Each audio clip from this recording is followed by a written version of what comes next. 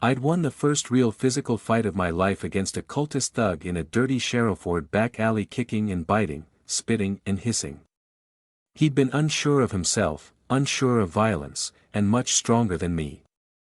In the end I had powers he didn't understand, and an animal willingness to use them, but up until that moment we'd been the same, unevenly matched, but both human. Zheng did not play by human rules. She didn't need to muffle my scream. One huge gloved hand gripped my head, another whipped out like a snake around my forearm. I hadn't even finished recoiling in horror when she simply yanked me off my feet, so fast my stomach lurched and my shoulder popped. I tumbled forward through the gateway, into the corridor beyond, into Zheng's grasp.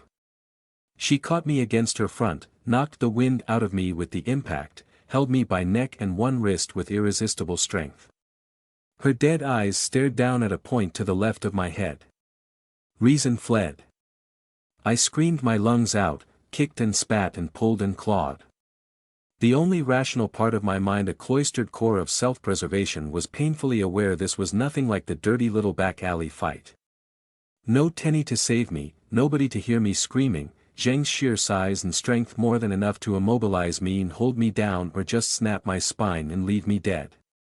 A pair of men stood a little way behind her in the corridor, both in long cream-colored robes, heads exposed, middle-aged and portly. One of them held a coil of rope. "Turn her around," one of them said. Zheng obeyed, attempted to turn me over. I kicked and struggled, wrenched my own joints and almost choked myself on her hand around my throat. I clawed at her eyes, but missed and grabbed the scarf over her face, pulling and yanking and screaming and kicking. She didn't even blink. Like fighting a wall. Despair filled me, an unspeakable feeling of inevitable violation. Trapped. One of the robed men raised his voice. "Hold her still, for God's sake. We need to be out of here." Zheng got me turned around, facing away from her, looking at the dark rectangle of the gateway.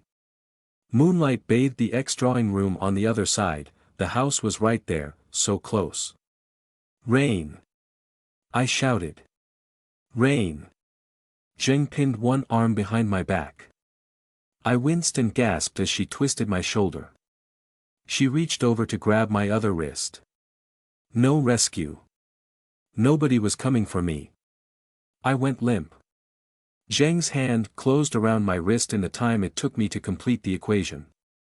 Hyperdimensional mathematics slotted into place, each principle hissing and burning on the surface of my consciousness, molten metal in my brain, so much sharper and hotter to cut through the terror and panic. My stomach clenched up and my head split with razor-sharp pain.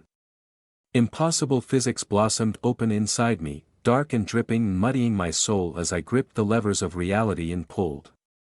Out. Nothing happened. Well, nothing happened to Zheng. I vomited onto the floor and almost passed out. My vision throbbed black, ice-pick pain stabbing at my head, chest seizing up. My knees gave out and I sagged in the giant zombie's grip, gagging and coughing, nose streaming with blood. Death panic gripped me even through the pain as my body tried to shut down. Why hadn't it worked? Why was Zheng still here? "Get her tied up before she tries that again," one of the men said, his voice dim and distant. "You're joking, I'm not touching her. Zheng can do it. Just get it done. Toss her the rope." "No, not here. If the Say girl turns up now, we're dead. We'll close the gate first, get clear." He raised his voice. "Zheng, pick her up. Quickly now. Nothing left to give, nothing left to resist with." The gateway back to the house was a mere 6 feet away. Rain and Evie were both upstairs, sound asleep. Twill lay sleeping just in the next room. So close. Right there. My throat constricted, my face dripping with blood and snot and tears. I tried to scream again, but managed only to cough and snort out blood. Zheng began to pick me up, to hoist me by the waist, to throw me over her shoulder. To take me away, down into the underworld. I could barely flop an arm against her, managed to half-twist in her grip, get a good look at her face and the two ruddy-faced men hesitating behind her. In the pit of panic and despair, I did the only thing I could think of. As if she was a ping-pong ball, but 1,000 times larger. I lashed out, a fumbled mess of impossible physics, so fast and so violent, so disorganized and unplanned I thought my head would explode and my eyeballs would pop from the vice of pain. I aimed vaguely at Zheng as much as such a thing could be aimed to push her back, to force her away. No plan. Just wanted her off me. It hit Zheng like a wrecking ball and tore off her left arm at the shoulder. She dropped me and crashed backward into the cultists, her severed arm flying through the air in a welter of blood. It bounced off the wall and slopped to the floor. I hit the ground too, winded and clenching up to vomit again, white-hot stabbing headache filling my consciousness, no energy to marvel at what I'd just done. Shattered bone and torn fabric hung in a ragged mess from Zheng's wound, crimson stain spreading down the side of her trench coat. She sagged and hunched, silent, face lowered. The pair of cultists scrambled to their feet. One of them gaped at Zheng, eyes wide. The other took off running down the corridor. My whole body shook as I gathered the last scraps of adrenaline to push myself to my feet. My eyes felt sticky, gummed with red. The world span. Had to get up, had to get out of here. Zheng wasn't dead, I hadn't stopped her. I heaved for breath and snorted back blood and saw her move again. She stood up straight, chin level, staring ahead at nothing. Then she looked down at her severed arm. The remaining cultist swallowed and tried to speak to her, but his words were drowned out by the pounding inside my head. Up, up, I tried to hiss to myself, but managed only a whine in my throat. I failed to stand up. Failed to even get to my knees. One hand slipped. I passed out before I hit the floor. Pain stabbed me awake, sharp and throbbing, with a gasp from my closing throat. A black shape bent low over me, indistinct and featureless, blurred through my sticky eyes and swimming vision. No energy to scream, let alone crawl away. I was lying on my side in a pool of my own sick. My breath came in ragged gasps and hiccups, sucking down air filled with the scent of blood and stomach acid. My body was freezing through my pajamas, shaking all over, face smeared with still wet blood and stringy bile. Nothing happened. Nothing moved except my racing heart. I blinked and screwed up my eyes, managed to lift one arm to rub the sockets and scrub away the blood. I opened them again, squinting at the dark shape above me, chitin, ridged and bumped. Too many legs. One of Evelyn's Spider-Servitors was crouched over me, a terrifying hound protecting an unconscious master. Its crystalline eyes pointed down the corridor, stingers raised in perfect stillness. Zheng was gone, along with her severed arm. One of the robed cultists lay smeared against the wall, crumpled and ruined in a pool of his own blood, recognizable only by the cream robe and one exposed hand. I stared for a moment and felt sick somewhere deeper inside than my stomach, had to look away. A trail of blood led down the corridor, staining the brown floor, into the depths of this non-place. I dragged myself out from under the spider, lay on a clean patch of floor, and passed out again, seconds or minutes, I couldn't tell. I came around spluttering with adrenaline, hauled myself to my knees and fell against the wall, sat there shaking for a very long time, breathing in ragged gasps and muttering under my breath. The spider hadn't budged an inch. Get up, I hissed. Stared at the gateway, at Evelyn's workshop, the moonlight, 5 or 6 feet away. Everyone's just over there, okay? Get up. You have to get up. I hiccuped and sniffed and felt sick again, then pulled myself up against the wall with one hand, the other wrapped around my aching stomach. My limbs felt filled with lead. Step by painful step, I went home. Stumbling into the drawing room on shaking knees, I crashed into a chair and almost fell over, desperate to get away from the open gate and the crawling sensation between my shoulder blades. I caught myself on the table, straightened up as best I could, not much, took a deep breath and hacked and coughed and snorted back blood before trying again. I screamed Rain's name at the top of my lungs. She wasn't first on the scene. That achievement went to Twill, who skidded into the drawing room on clawed feet, full wolf and half awake and wide-eyed at the sight of me shaking and bloodied and the open gateway behind me. But I'd never been so glad to see Rain, fresh from sleep with her hair stuck up in all directions, switched on and alert, shiny black metal truncheon in one hand. My energy gave out. I gave up, only dimly aware of the next couple of minutes after I collapsed into Rain's arms. She sat me down on something, but I couldn't unclench my body, curled up around the pain in my chest, every muscle wire-tight. Cool hand on my forehead, interrupted by bewildered, snapping voices. Shaking, shivering all over. Rain murmured nearby, couldn't make out the words. Hands on my stomach, probing, "Are you hurt? Who did this?" Rain's hands on my head, feeling for lumps. "Who did this?" Hands on my arms, hands on my hands. "You did this?" Evelyn's voice cut through the haze. I blinked up at her, still in her pajamas, looming over the sofa, as she held my right hand and frowned at the paint and ink all over my fingers. "Evie, hey," Rain said. "Let her dash." "Heather. You opened the gate. You completed it." "How?" Evelyn demanded. She looked pale, green with nausea. I don't, it was the zombie, I don't dash." "How?" Evelyn snapped. "I don't know," I whined, flinching back. "Evie dash." "You must know," Evelyn said, casting a hand behind her toward the open gateway and the dozens of adjustments and additions to her magic mandala.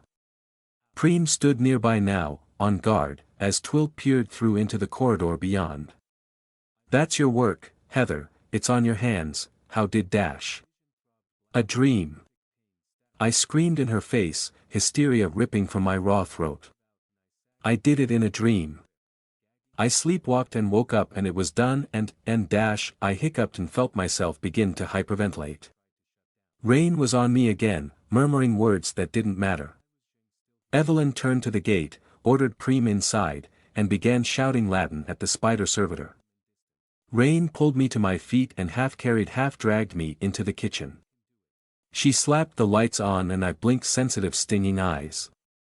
She lowered me into a chair and made sure I wasn't going to slide to the floor. I sniffed and clung to her with one hand. "Don't dash," I hiccuped. "Don't go." A hand on my filthy hair. "Heather, I'm going to get you a glass of water and clean you up." "Okay. I'm not even going 5 feet from you. Promise." I nodded weakly. Rain had this down to an art by now. Warm water and a sacrificial kitchen towel to wipe the blood and bile from my face and hair, a glass of water pressed into my shaking grip which I drank with much spluttering and coughing, and the constant presence and pressure of her hands, reassuring, stroking, telling me it was going to be okay. I stared at her through slack vision. Shouted Latin echoed from the drawing room for a while, then trailed off. My mind kept replaying Zheng over and over again, the unspeakable feeling of being grabbed and immobilized, of struggling against unbreakable strength. I blinked and gritted my teeth, looking down at my hands smeared with ink and paint. I'd woken up from a sleepwalker's dream, just before the gate had opened, just at the right moment, because in the dream I'd had help. "Heather. Heather." Rain was saying. I blinked up at her. "Who did this to you?" I shook my head and swallowed. My voice came out thick and clotted. "Need to think. You said it was the zombie. Zheng. She was there on the other side, when it opened." "She didn't," I sighed and squeezed my eyes shut. "I can't remember. It was in a dream." Evelyn bustled into the kitchen, followed by a bewildered-looking Twill. She stared at me, frowning and confused, carrying the scrimshawed thighbone under one arm. "Hey," Rain said, straightening up. She kept one hand on my shoulder. "Is it closed?" Evelyn frowned at her. "No, of course not. Don't be absurd." "Absolutely not. This is our chance. I seriously doubt I'll be able to get it open again. I don't even understand half of the modifications. Heather, how did you do that? I shook my head, still staring at my hands. More like why did she do that? Twill asked. It's the middle of the bloody night. Is this what she does? Evie, there is a direct line to Cultist Funland in the middle of the house, Rain said. Heather just got attacked by a giant zombie. Preem 1 and the spider are both guarding it, Evelyn grumbled. Two's on her way home right now. I'm not throwing this opportunity away, Rain. Don't be such a dullard. I'm about 10 seconds away from grabbing a mop and a bottle of bleach to scrub that wall clean myself. No, I almost spat, jerking upright in my seat. No, you can't. You can't close it. Everyone looked at me.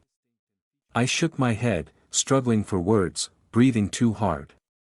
We have to go in there. I have to go in there.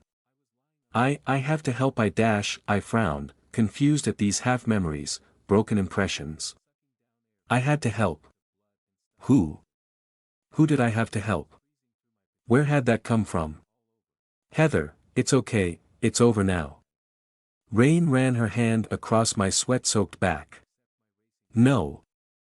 I have to. Rain, I woke up and it was already happening, already opening. Sleepwalking, something, I don't know. I held out my hands, ink and paint still visible despite Rain's ministrations.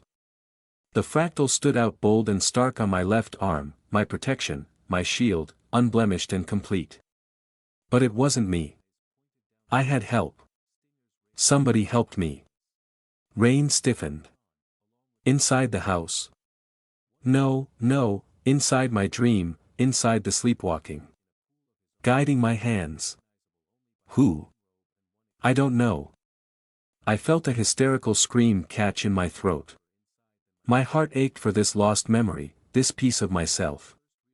Okay, it's okay, I believe you, Rain murmured. Evelyn was staring at me, brows knitted. Somebody told me to wake up, before the gate opened, before Jing got me.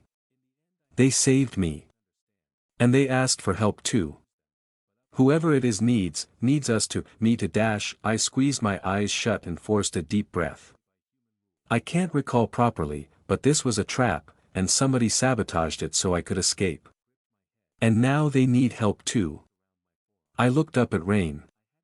Please. Rain hesitated, then sighed and grinned. Guess you know better than anybody that dreams can be real, huh? Oh yeah, just bite down on this huge bait worm, right, cool. Twill threw her arms up.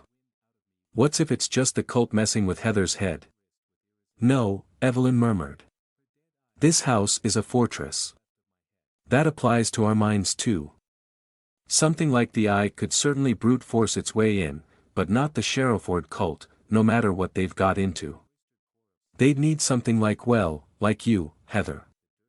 Good point, Rain said. If they could break in here, why not, just murder us all. The sister, I said, blinking up at my friends as a light went on in my head. The sister. The what? Rain frowned. Ah, Evelyn said. When he tried to kidnap me, Alexander Lilban, he mentioned a sister like me, remember? What if? I trailed off and shrugged, still shaking all over. Rain sighed and nodded, a resigned smile on her face. Evelyn scraped a chair back with her walking stick and sat down, placing the scrimshawed thighbone in front of her. Start from the beginning, she said.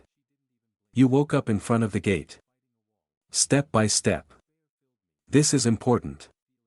I nodded, did my best to gather myself, and told everyone what happened. You were terrified, Rain said. You're only human. No, that's not what I meant. I coughed and winced, pain shooting up inside my chest. I did the brain math perfectly, it made me sick, it almost made me pass out, but it didn't work on her. That's why I had to do the ping-pong trick, but 100 times bigger. 1,000 times bigger. I trailed off, feeling vaguely sick as I recalled the moment of violence. And like I said, it cut her arm off. She dropped me, one of the men ran away, and then I passed out. You know the rest. Rain nodded as she rubbed my back through the borrowed hoodie. She'd managed to coax me into a warmer change of clothes, distraught and worried by my shivering. You're only human, she repeated. Evelyn watched me with her chin in her hand. Twill glanced between all of us in turn with a look like she wanted to be far away from here. I couldn't blame her. I curled up tighter in my chair. Wait, hold up, Rain said. There's a dead guy. You didn't see? Twill grimaced. Past the gate. Totally minced. Evelyn swallowed and looked rather green. Can you please refrain from being disgusting? Was kinda busy with more important things. Rain nodded sideways at me. No, that wasn't me. I shook my head and sniffed, trying not to picture the gruesome state of the corpse. He was still standing when I passed out. So the zombie killed him. Twill frowned. The cult may control her through a full-body binding of some kind, Evelyn said in a quiet murmur. Tattoo perhaps, like yours. Ugh. Twill pulled a face. She rolled her shoulders and leaned back, self-conscious of the way her tattoo showed through the thin white t-shirt. Now she looked fully human again. Remove an arm and part of the binding is broken, Evelyn continued, nodding to herself. They may have lost control of her. Lost control of their trump card. Well done, Heather. I gave her such a glare, born of pain and exhaustion. She cleared her throat, inclined her head to me, and stood up, clutching her walking stick in one hand. Nevertheless, the gate is open, Evelyn said. Finally. If I'm right about the changes you made to my work, it should indeed lead us into the heart of their stronghold in the south of the city. I do believe it's time to get rid of the Sharrowford cult. Why stalk me and then just try to kidnap me like that? I murmured. What was the point? Smart money says internal power struggle, Rain said. She shrugged. Right hand not talking to the left, all that. They appear to have no plan B, Evelyn said. Her lips kinked with the beginning of a devious smile. They haven't sent anything through the gate, it's a clear shot. I'm clearing them out, tonight. Or, she glanced at the kitchen clock, this morning, I suppose. Before sunrise, in any case. Twill snorted. It's a stunking great trap, anybody could see that. Come on, say. What are you going to do, walk in there by yourself and challenge them to a punch-up? Evelyn gave Twill a dark smile of growing certainty. I have a bound demon in 2 bodies, robust and obedient, either of them capable of outfighting anything the cult have left to throw at me. They've run out of monsters, they don't have anything. I have a dozen hidden trump cards. I have my magic, I have my mother's goddamn legacy at my fingertips. She reached forward and tapped the scrimshawed thighbone. She paused, glanced at me. You want to help this mysterious benefactor of yours, Heather? I nodded. Yes, absolutely. Evelyn turned back to Twill. I have my friends. I have Rain. Heather's already disabled their greatest weapon, and very likely set it among them like a fox in a henhouse. Do we have you, Twill? Are you in or out? In, I said, then coughed and wheezed at the pain in my chest. Twill stared at Evelyn, lost for words. Relax, Heather, come on, relax, Rain murmured. Are you in or are you out? Evelyn repeated. Are you with your family, or us? It is, however, a practical question, and we are now on a time limit, before they regroup or discover what's happened. Us, or not? You, then, Twill grunted and folded her arms. Evelyn smiled that smug, devious smile again. Rain looked at all of us in turn, a resigned look on her face as she finally turned to me. I don't even need to say it, do I? I really don't like this. We're talking about walking straight in there. I have to go, I have to. I believe you. But, Heather, love, you can barely stand right now. I can stand just fine, I lied, and forced myself to my feet, hands gripping the edge of the table. Deep breaths, in and out. Rain caught me by the elbow and helped me stand straight. My knees shook, weak and unsteady. My chest ached as if every single muscle had been pulled, from collarbone to abdomen. No, you bloody well can't, Twill said. I feel a lot better than I have in the past, I said, and held my head high. I'm getting better at this. Rain couldn't keep the dubious look off her face. I knew her too well by now, saw right through to the deep concern and worry underneath, the fear that fragile little Heather would get hurt, that she'd lose me. It was entirely justified, but if I acknowledged it, I'd give in to the fear. Then carry me, I blurted out. My calm veneer slipped and I screwed up my eyes, banging my own skull with one fist. It's right there, Rain. I can feel it, I just can't remember the details. I have to help, and I have to know, there's a piece of my mind missing and I can't stand it. I'm serious, Rain. Carry me if you must. You want me to stay here, you'll have to tie me up. Rain took a deep breath. No grin. She met my eyes head on and nodded once.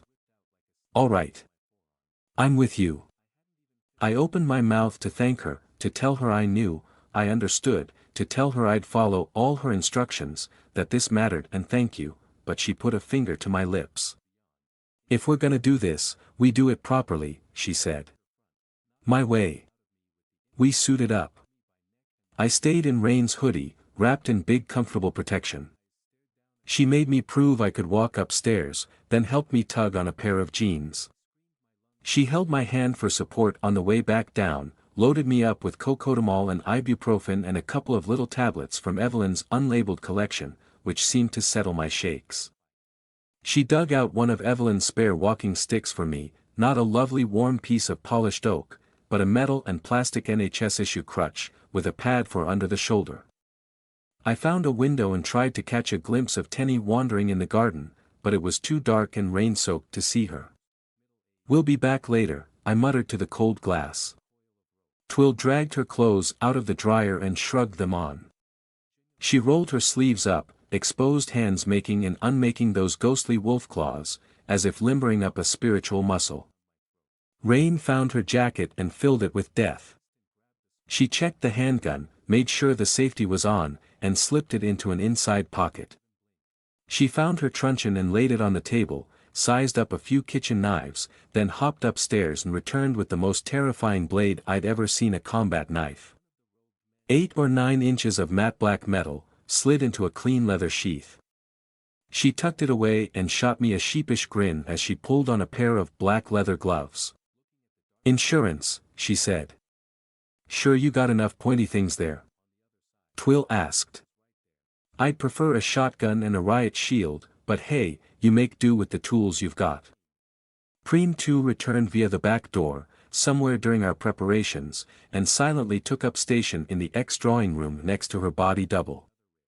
Evelyn finally reappeared from upstairs, fully dressed, in boots and a coat for once instead of a comfy sweater, her pockets laden down with a trio of notebooks, a collection of little bottles sealed with wax, and that awful carved thigh bone.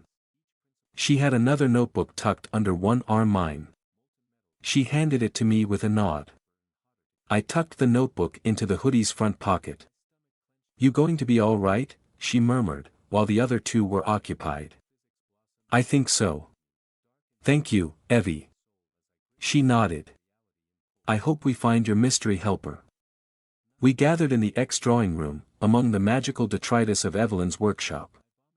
Rain hovered by my side as I hobbled along on the crutch, taking deep breaths as I went. I did keep up, it wasn't that difficult. I really was handling the aftermath of the Eye's impossible equations better than ever before. In that moment, I didn't have time to stop and consider what that meant about me. I'd expected the open gateway to glow, or give off some kind of inner light. A magical gateway through space, to a place that shouldn't exist. Surely the surface should wobble or shine or pulse. Instead it showed that brown institutional corridor, as if through a perfectly normal open door. Preem 1 and 2 stood nearby, along with the Spider-Servitor, now backed up from the inexplicable intrusion into its years-long routine. Evelyn took a deep breath and muttered something to one of the Preems. Twill flexed her hands into wolf claws. Rain glanced at me. You do exactly as I say, okay? I nodded. We'll be fine, Evelyn announced. This is a simple mopping up. They couldn't even muster a few people to come through this gate. Most likely we won't have to do a thing except chase off a few sad old men.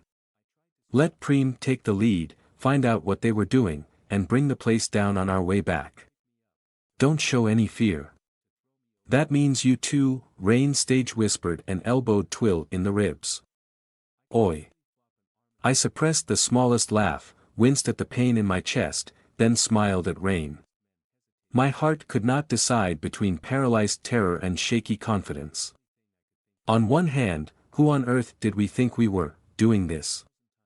For young students, all girls, on half a night's sleep, with an old handgun and a knife between us, Evelyn and I both barely able to keep up if we had to run. And we were going to put down an organized supernatural mafia group. On the other hand, who were we really? A mage, a virtuous psychopath, an indestructible werewolf, and whatever the hell I was becoming. We had a demon at our disposal, in 2 bodies strong enough to break limbs and bend steel. We had magic and monsters of our very own. We had each other. We were pretty damn scary ourselves. Right, Evelyn started. Preem, if you please, go first. Bring the dash. Wait, I said.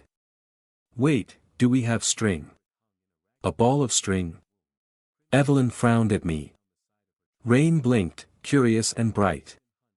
You didn't think to bring string? I asked. What are you going on about, said Evelyn. Theseus. The Minotaur.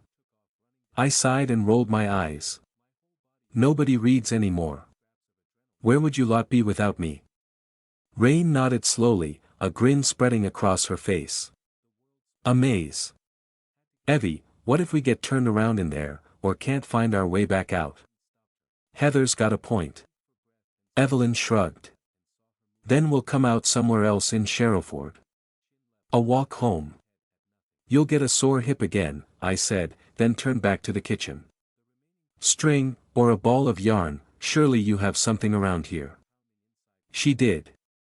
Rain found an old ball of string after a little digging in the cupboards, and put it in my hand. My responsibility. I hobbled out into the front room and tied it to the sturdiest thing we had, the house itself. I looped the string around the banister on the stairs and tied a tight little knot, then unwound the ball behind me as I walked back to the drawing room. There. Our way back.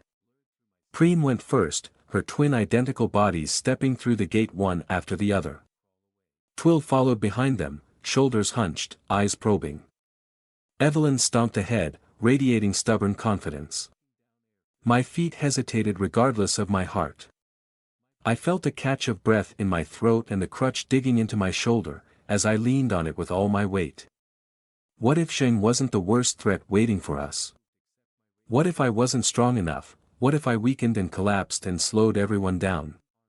What if there hadn't been a mysterious helper in my dream, and this was all trap? What if I was wrong? A hand slipped into mine and squeezed. I looked up to find Rain not grinning, for once. I'm with you, Heather. I promise. I nodded. Squeezed back. We stepped through the gate together, as the others waited for us, just across the threshold to the underworld. At least he's dressed the part, said Rain, as she examined the dead man. She lifted a flap of torn robe with her truncheon, trying to find his pockets. Twill wrinkled her nose in disgust. Evelyn was forcing herself to watch, going pale and green, knuckles tight on her walking stick. We were only a few meters inside the gate, into the hollowed-out unspace behind Sharrowford. I wasn't sure how to picture it. A loop, a shadow city, a pocket dimension. I fiddled with the ball of string and adjusted my weight on the crutch, to distract myself from what Rain was doing. Preem in her two identical bodies stood on point a little way down the shiny brown hallway, untouched by the spectacle of gore. Beyond her stood a pair of large double doors. Little windows in their top halves showed dense grey fog beyond. The air smelled awful blood and excrement. I hope most people will never have to see a corpse quite like this one. Whoever the cultist had been, a middle-aged man with a comfortable paunch and a big nose. Now he was pulped meat. I couldn't look without feeling a sick catch in my stomach and clammy sweat on my back. Zheng had shattered his head, smeared brain jelly up the wall, and ripped his belly open. Snakes of ruined intestine and unspeakable fluids lay over his lap and thighs, in a smaller puddle of filth amid the crimson mess. What is that supposed to mean? Evelyn asked, and swallowed loudly. Something Heather mentioned a while back, Rain said. Bloke looks like a proper cultist, doesn't he? Robes, shiny dome head, nothing to identify him by. Except all the guts hanging out. Ugh. Twill straightened up, holding her nose. Dunno about you lot, but he reeks. Can't we get on? What are you even doing? Looking for clues. Rain said, still poking and prodding at the corpse. Investigating, you know. The zombie did it, I deadpanned. Ah yes, but did she knock his head off first and then pull his guts out, or the other way around? I saw Rain grin in the corner of my eye. Nobody laughed. Evelyn closed her eyes and looked away, breathing carefully through her mouth. I reached over and took her hand, gave it a squeeze. I don't like it either, I whispered. Ah ha! Rain shouted. She stood up and held out a wallet and keys, thankfully not soaked in the dead man's blood. She flopped the wallet open and rifled through the cards. Credit cards, debit cards, junk. Are you robbing a dead man? Said Twill. Bingo. Rain grinned and presented a card to Evelyn. Driver's license. Evelyn lit up and peered at the card. Len Grayson, she read out loud. Could be fake. Rain shrugged and thumbed at the corpse. Not as if we can match it to his face anymore. She jingled the bunch of keys. But we might find his car somewhere. I knew it, you are robbing a dead man, Twill said. A lead? I asked. Evelyn nodded slowly. Maybe. If it's real, this man had a real life out there in Sharrowford, not completely absorbed in the cult yet. Amateurs. We all good? Right? Then let's keep moving. Rain slipped the loot into her jacket, for safekeeping. Evie, keep your cuddle dolls up front, don't get too far ahead of us. She stepped away from the corpse, a sad sack of forgotten meat now, and walked over to squeeze my shoulder. Evelyn rolled her eyes and sighed at the cuddle dolls remark, but she kept her peace and turned to direct Preem forward again. I couldn't resist one last glance at the dead body, another nightmare I couldn't ignore. Is that how they're all going to end up? I heard myself say. All three of my companions looked at me, but in that moment I had eyes only for Evelyn. If Zheng gets to them before us, certainly, she said. No, I mean, are you going to kill these people? Evelyn hesitated, then shrugged. I don't know. Not all of them. That Alexander fellow, absolutely, if he's in here. The rest of them cults generally don't grow very big. I'd guess there's maybe a dozen, all weak-willed, conned, or desperate. She frowned. We can put the fear of God into them, make them shit themselves and leave. Get to the center of their stupid little fortress, find out what they've been doing, and then collapse the entire pocket dimension on the way back out. What if they won't leave? I asked. Rain cleared her throat. That's what I'm for, yeah. A shiver passed up my spine. Me too, Twill said, almost a whine in her voice. Evelyn sighed and shot her a sidelong look. You've never killed a person, she said. You're here for shock and awe. Twill opened her mouth to complain, then halted. Shock and awe. She grinned. Cool. Zheng's wound had left us a trail of blood. We followed it to the end of the corridor, the Preems up front and Rain and I in the rear. Strange to see Preem 1 and 2 together in the same place, identical twins with their ice blue hair and frost-touched skin, dressed in the same huge army boots on their feet below loose skirts and ribbed jumpers. I had to remind myself, they were in fact one being in two bodies, moving and acting independently. Preem 1 eased the double doors open. She peered into the fog beyond, then turned back to us. I knew Preem was capable of facial expression. She'd smiled that empty smile at me once before, but I had no idea she could communicate anything more subtle, until I saw the hint of apprehension behind that impassive face. Oh dear. I said out loud. Oh. Dear, Preem 1 echoed me in her ice-wind voice. What? What is it? Evelyn demanded, frowning sharply at her bound demon. Preem merely opened the door wider, fog swirling beyond. Her other body stepped through first. Twill followed but paused on the threshold, wary, shoulders hunched. Evelyn swept past her. Rain seemed unconcerned, except at my shivering, which prompted a reassuring murmur in the hand at my back. A chasm waited for us. The door opened onto a broad walkway, made of stone and concrete and linoleum and wood and a dozen other patchwork materials, lined by a parapet wall made of the same jumble. Stairs descended and rose, overlapping, twisting, winding up and away in uncontrolled spirals, climbing up the sheer concrete face that we'd emerged from, to join other walkways. Several of the stairs and walkways were upside down. The wall seemed to both climb and drop forever, an endless cliff face with top and bottom shrouded in dense gray fog. Another wall faced us across 100 feet of yawning chasm, filled with sluggish fog like rotting treacle. Pale light lit the fog from within, casting an unreal glow over Evelyn's face as she frowned at the vast open space. Zheng's trail of blood led across a bridge, the only bridge over the chasm. Ha, Rain grunted. That looks like the Sawwell Bridge. Another copied piece of the real Sharrowford, yes, Evelyn muttered, shaking her head. This is a little larger than I was expecting. Twill leaned over the parapet and spat a glob of saliva. It vanished into the sucking fog. It's a moat, I said. A moat? Evelyn squinted at me. This is the cult's fortress, castle, whatever, yes. I said. Then this must be a sort of moat. A last perimeter. Evelyn shook her head, eyes tight and watchful. Her maimed left hand tapped at the scrimshawed thigh bone, then she used it to point at the trail of blood.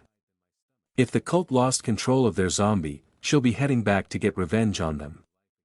If they didn't, she'll be retreating for repairs.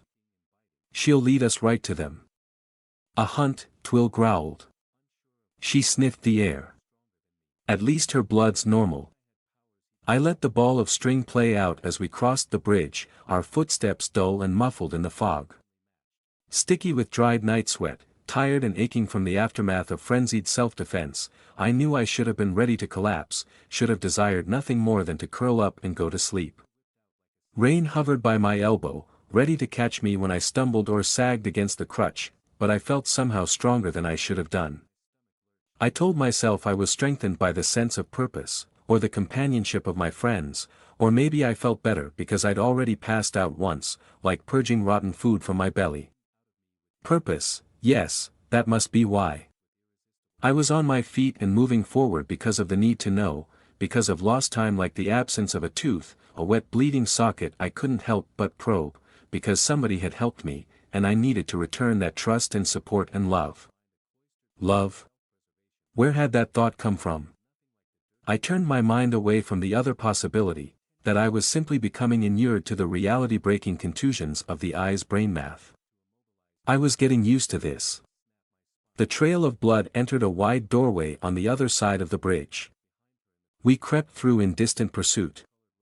Endless corridors and numberless crossroads wormed through this unplace, I gave up counting after the first dozen twists and turns. Each hallway was made of a different material: breeze block, wood, cement, brick, metal, each copied from a different building: schools, hospitals, office blocks, homes. Scratchy carpets transitioned into squeaky plastic supermarket floors, melted together at the edges. Wooden office block side doors were replaced with metal prison hatches, then hospital swing doors, then another, and another, and another, on and on, in an endless swirl of stolen architecture. None of the side doors opened. We barely spoke.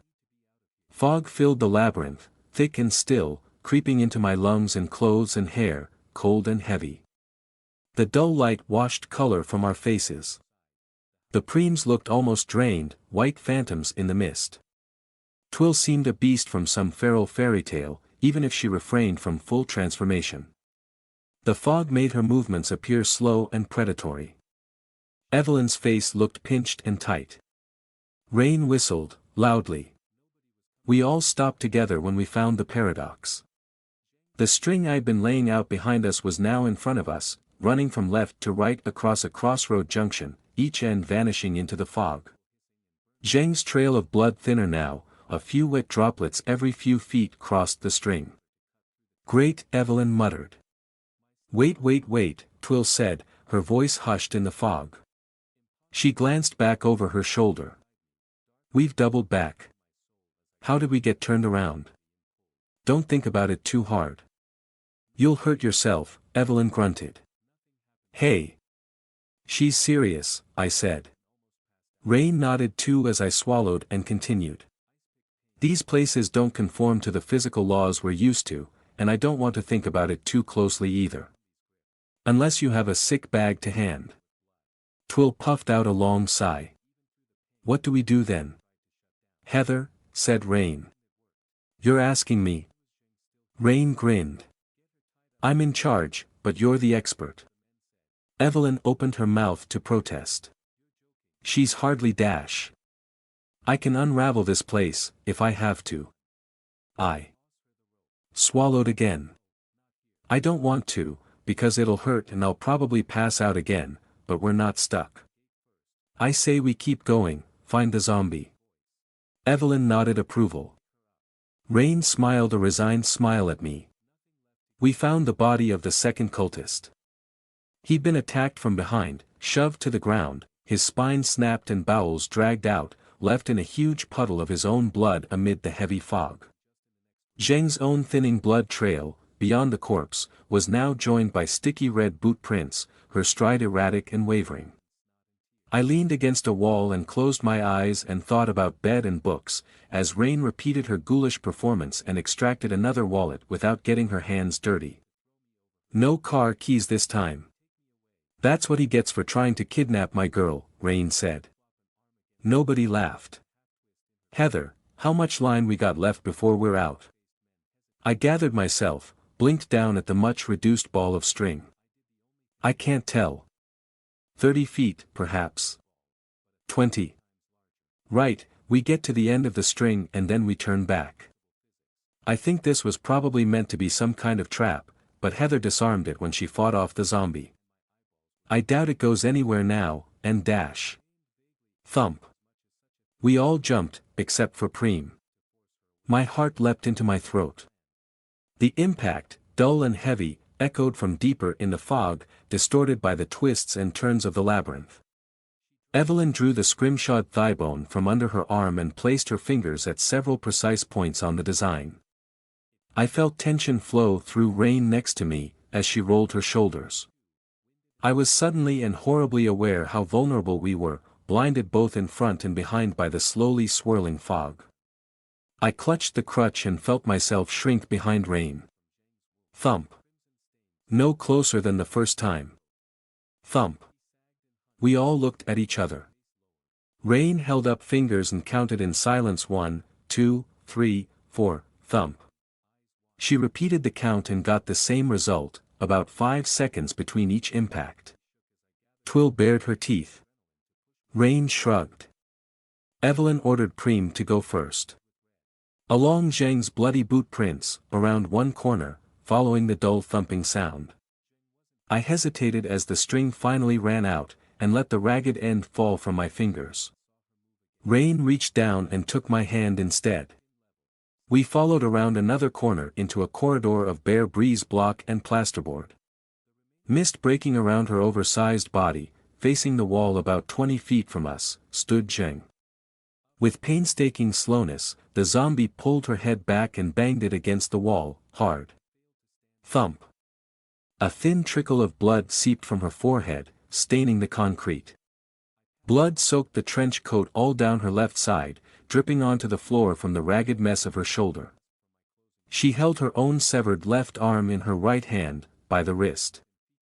Slim tentacles of skinless bleeding muscle had sprouted from the stump and her shoulder, waving in the air and questing toward each other like a mass of blind snakes. Her hood had fallen down and the concealing scarf had twisted away from her face, to reveal unhealthy pale skin, strangely delicate features, and a slender jaw. She didn't seem to notice us at all, paid no attention when Preem 1 and 2 drew to a halt at a safe distance, didn't react to Twill's warning growl, or Evelyn's sharp intake of breath, or my choked gasp as the sight of her brought back an uncontrollable physical reaction. My heart slammed against my ribs. Not fear alone, an unfamiliar sensation, thick and sweet, like drugged and rotten honey in my belly. I stared at the ruin of her wounds, the severed arm, the blood. I'd done that. Shoving a man outside had been undoubtedly fatal, but had left no visceral evidence, no blood-soaked proof. This monster, barely human despite the deceptive form of her body, so terrifying I'd almost wet myself when she'd come after me, I'd torn her arm off. With a thought. Was this what power felt like? I felt a little sick. Shit, Evelyn hissed. What? What? Twill grunted, looking to her for help. What the hell is she doing? Self-repair. Malfunction. Probably trying to get out of that body, Evelyn replied in a whisper, eyes glued to the zombie's great, swaying form as she banged her head on the wall once more. She's not safe, I'm guessing. Rain muttered. Absolutely not, Evelyn hissed back. She raised the carved thigh bone in one hand, her fingers twisting into position. Here, I might be able to dash. Zheng lurched away from the wall. Twill bared her teeth and let out a growl. Rain slid in front of me, nightstick in one hand, that knife suddenly in the other. The preems closed up around their mistress as Evelyn shrank back.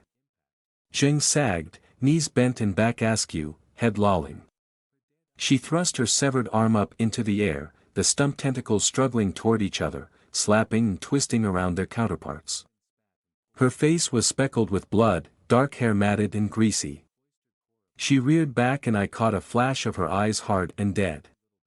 Then she whirled, so unsteady she almost toppled over, and hurled herself down the corridor. We gave chase, my legs aching and Twill in the lead and Evelyn wincing, half trotting half running down one corridor, following the receding footsteps, then down another, then one last turning.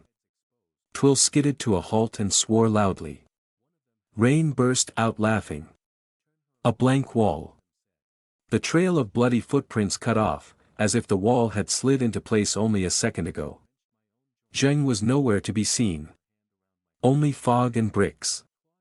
Twill pressed a hand against the wall and shoved. Don't touch it. Evelyn snapped. She yanked Twill back by one shoulder, the werewolf blinking in surprise and almost overbalancing. Evelyn tooted and sent one of the preems to run her hands over the wall. She scowled when the investigation proved fruitless. Solid wall. Nothing. This is so definitely a trap, Twill said. We are extra level lost now. No we're not, said Rain, radiating calm confidence. That zombie was proper messed up, that was no trick. Let's retrace our steps. We couldn't.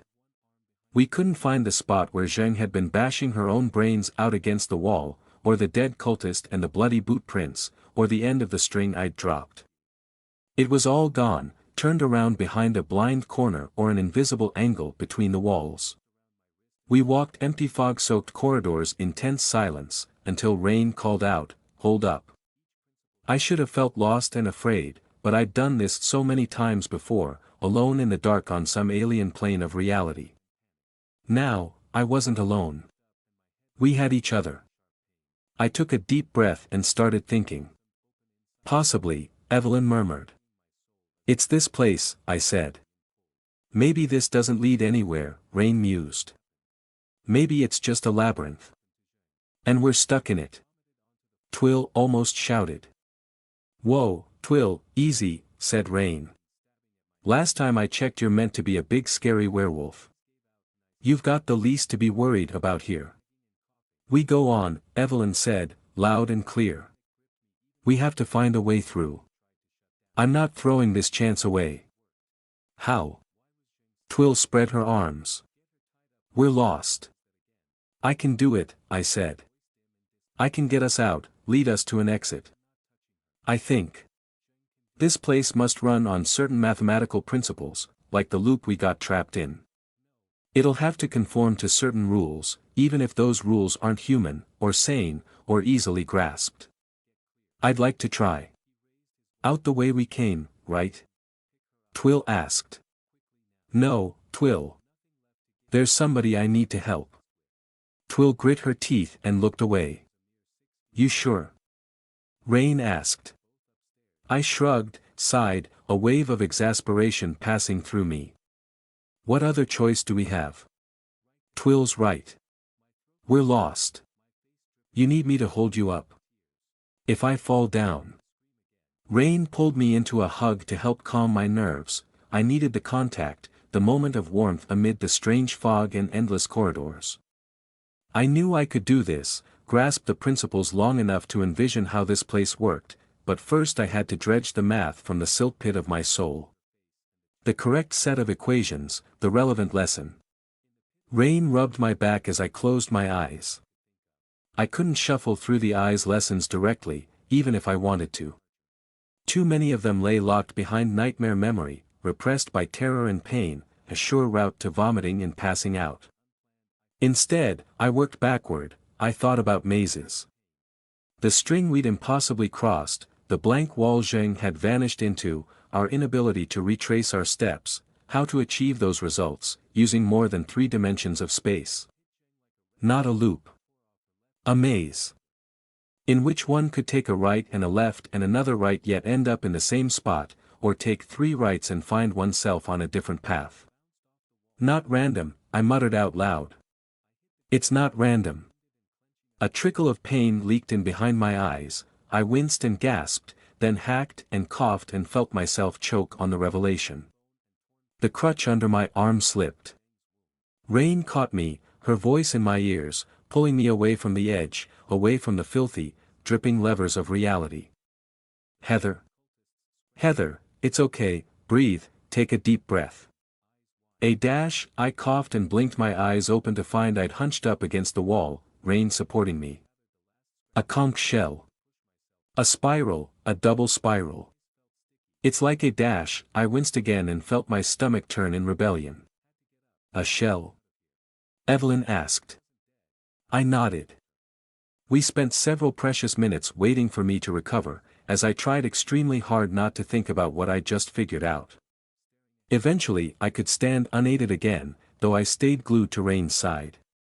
It's a sort of spiral, with only 2 ways in and out. I think I know how to get to the other exit. I hiccuped and almost laughed.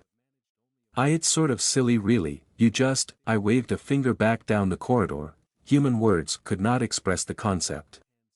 Breath caught oddly in my throat. Heather, hey. Rain. Squeezed my hand. Brought me back. Okay. I nodded. Okay. I'm here. We went left from the crossroads, then back to it and left again, then back and left again and found it was a different crossroads. Back and left now the crossroads were a T-junction. Back and left. The fog peeled away as we retraced our steps one last time. A straight corridor, no junction. Stairs, leading up.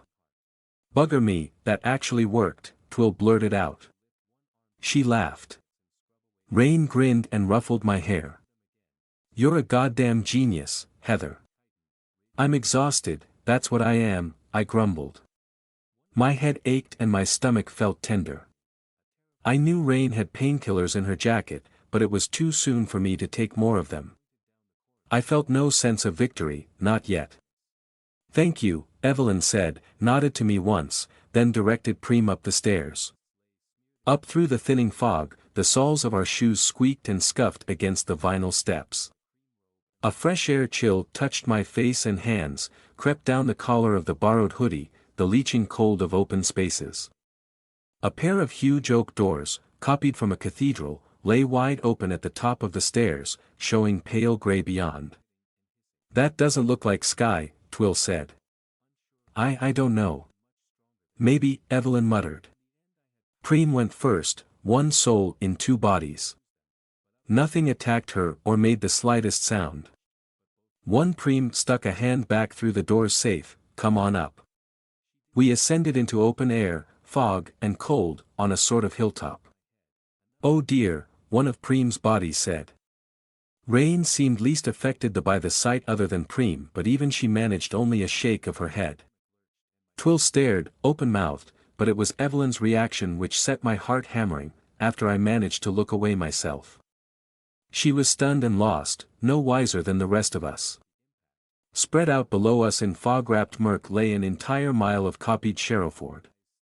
Buildings and streets, road signs and pavements, every surface jagged and distorted, warped by alien pressures. It was all built with what looked like tainted jade, dark green stone shot through with creeping layers of rotten black and ashen gray. The circular mile of city was encircled by deeper, denser fog which spread away in every direction forever, horizon lost and blurred. Empty streets, dead streets, no cars, no people, no trees, no sound. Nothing grew here. The ground beneath our feet was dry gray earth. Terrible forms hung and drifted in the fog-drenched sky, half-glimpsed shadowy jellyfish balloons trailing tentacles thick as train carriages, floating whales encrusted with gargantuan barnacles. Not spirits, I wasn't the only one who stared up at them. Several darker globes further out were perhaps moons, or planets low in the sky, all obscured by the endless fog. We had emerged from a copied cathedral front wrought from rotten jade, on a low hill at one edge of the bizarre mock Sharrowford. Another hill reared up from the center of that fog-ringed urban slice, and on it sat the only building not copied from the city. A castle. Built from that same tainted stone, but more gray than green, like a living thing that had died and ossified, with crenellations and arrow slits and even a couple of towers, it seemed to float above the fog as the mist parted and swirled around the hill. "Are we dash?" I swallowed on a dry throat. "Are we outside?" "Outside what?" "Sanity," Twill whispered. She needn't have bothered, the fog swallowed our voices. Rain rummaged for her phone, showed us the full signal bars. "Still connected, still in Sharrowford. We ain't outside. This is another one of their pocket dimensions." "Evie," I said. "Not what you expected." "Evie." Evelyn opened her mouth and said nothing, shaking her head, staring at the dark fairy-tale castle. The bulk of the fake cathedral offered no shelter from the omnipresent gray glow. Venturing down into the city was an easy choice, the only choice, I told myself. Evelyn sent Preem first, both bodies. One of them waved an arm over her head to test if the giant gas-bag jellyfish things floating in the sky would react, descend upon easy prey or droop those massive tentacles down to sting with alien toxins. They did not. Preem stepped from gray earth onto the jagged lip of Imitation Road, walked past the first of the twisted jade outcroppings pretending to be buildings, and stood on a street corner, at the very limit of visibility in the slowly shifting tendrils of fog. Her other body turned to look back at us. "Down we go then," said Rain. "Hate this place already," Twill hissed. So did I. This place felt so fundamentally wrong, even to me, and I'd spent half my life getting dragged outside reality on the regular. Our footsteps returned muffled echoes as the copied city streets rose around us. One of Preem's bodies took the lead in the churning murk, scouting down a row of what were probably meant to be semi-detached houses. All these normal everyday shapes: buildings, street signs, pavement warped and bent and rough-edged, surfaces jagged and misaligned, as if approximated by an alien with terrible eyesight and a fetish for sharp corners.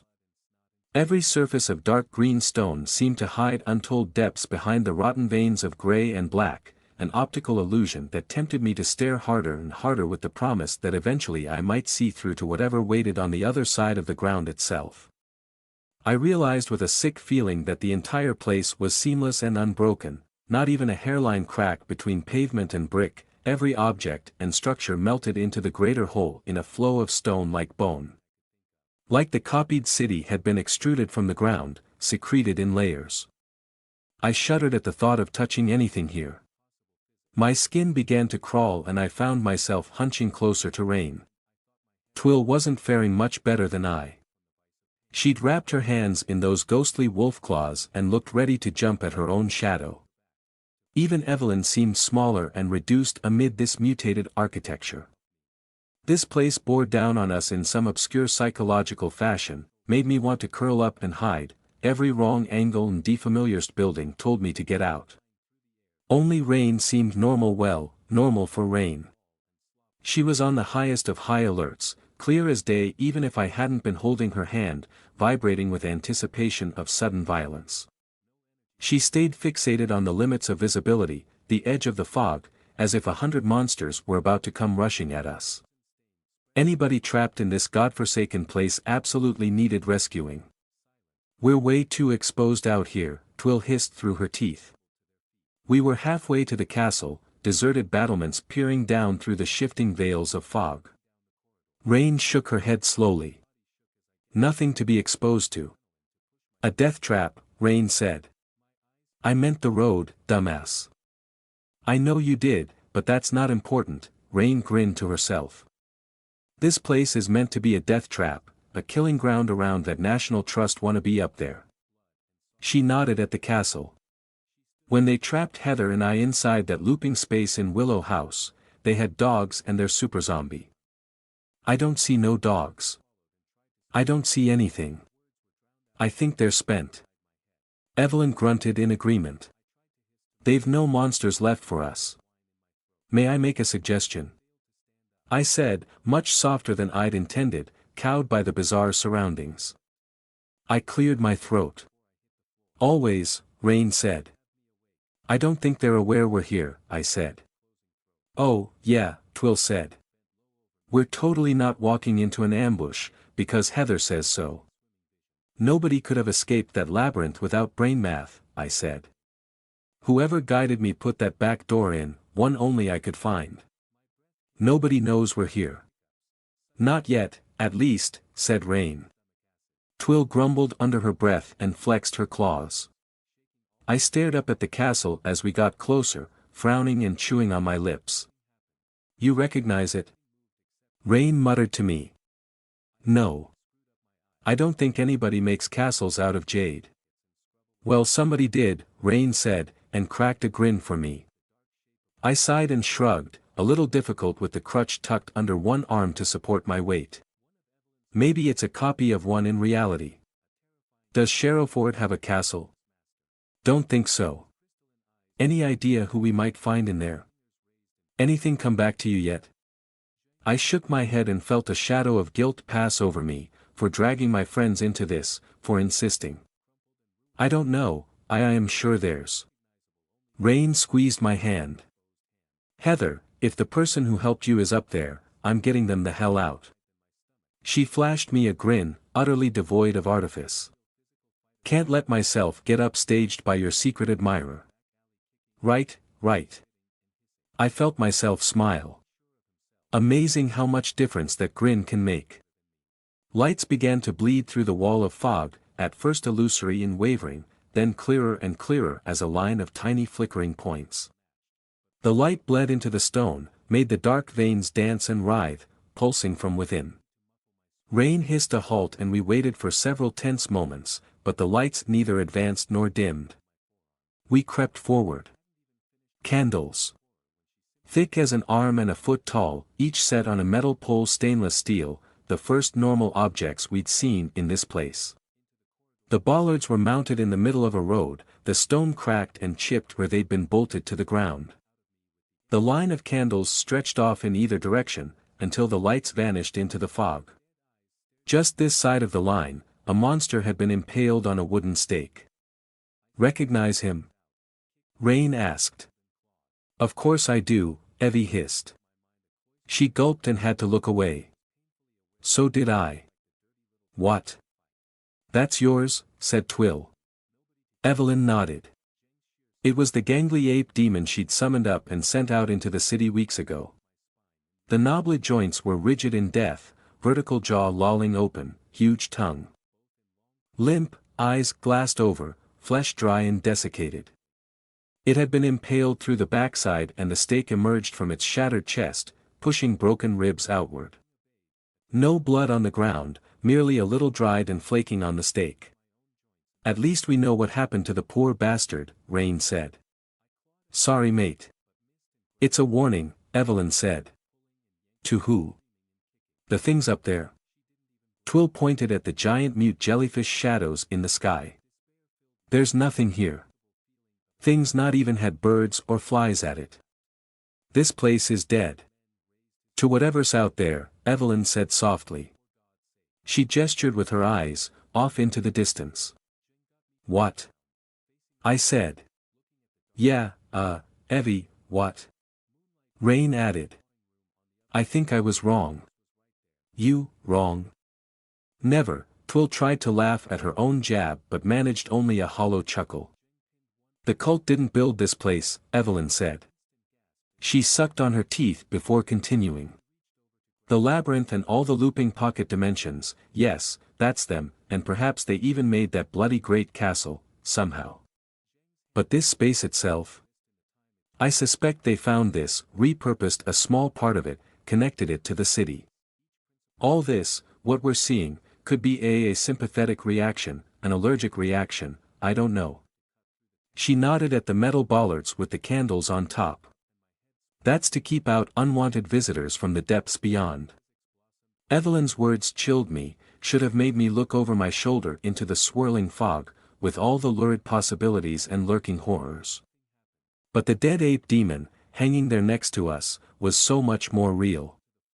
The dead men in the labyrinth had been victims of sudden terrible violence. The corpses had turned my stomach and upset me on that deep level of flesh's sympathy for other flesh. But the ape demon, impaled on a spike. That implied a medieval capacity for calculated brutality, so much worse than any outburst of destruction. "Heather?" Rain said. "You holding up okay?" I nodded, tried to focus. "This is by far the stupidest thing I've ever seen," I said, half exasperated, half trying to play it down. "Eh?" Evelyn frowned at me. "Occult road bollards. Traffic calming for monsters." I shook my head. Rain laughed, but Evelyn sighed and gestured toward the row of bollards and candles. "Right, stick a hand past the barrier, see what happens." Twill goggled at her. "You're having a laugh." "Why me?" "Because your flesh regrows in minutes. None of ours will." "What about the ice blues here?" Twill nodded at Preem. Both bodies stared back at her, an impassive rebuff. "They don't regenerate, they're made of wood." "Stop whining, it's only pain." Twill grumbled and eyed the line of flickering candles. She edged up to the barrier, gave Evelyn a terrible scowl, then gingerly poked a finger past a bollard. Nothing happened. She extended her hand out, then her arm, then stepped over. She shrugged.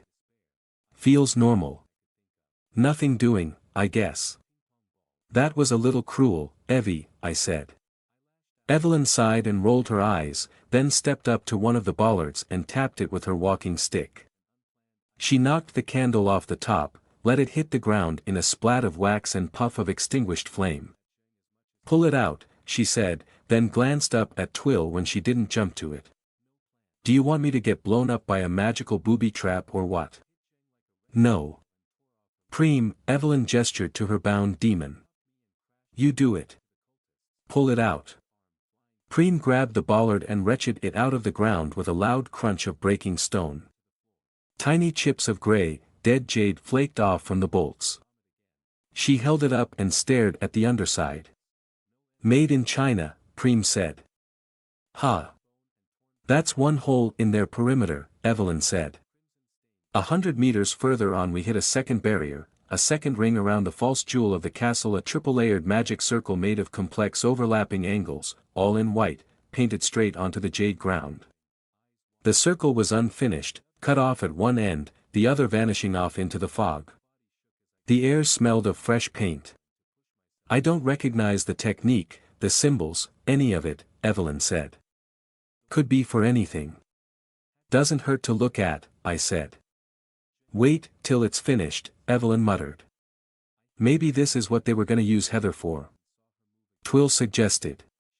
Maybe she was meant to be here when they finished it, up in that castle thing. A cold shiver went up my spine.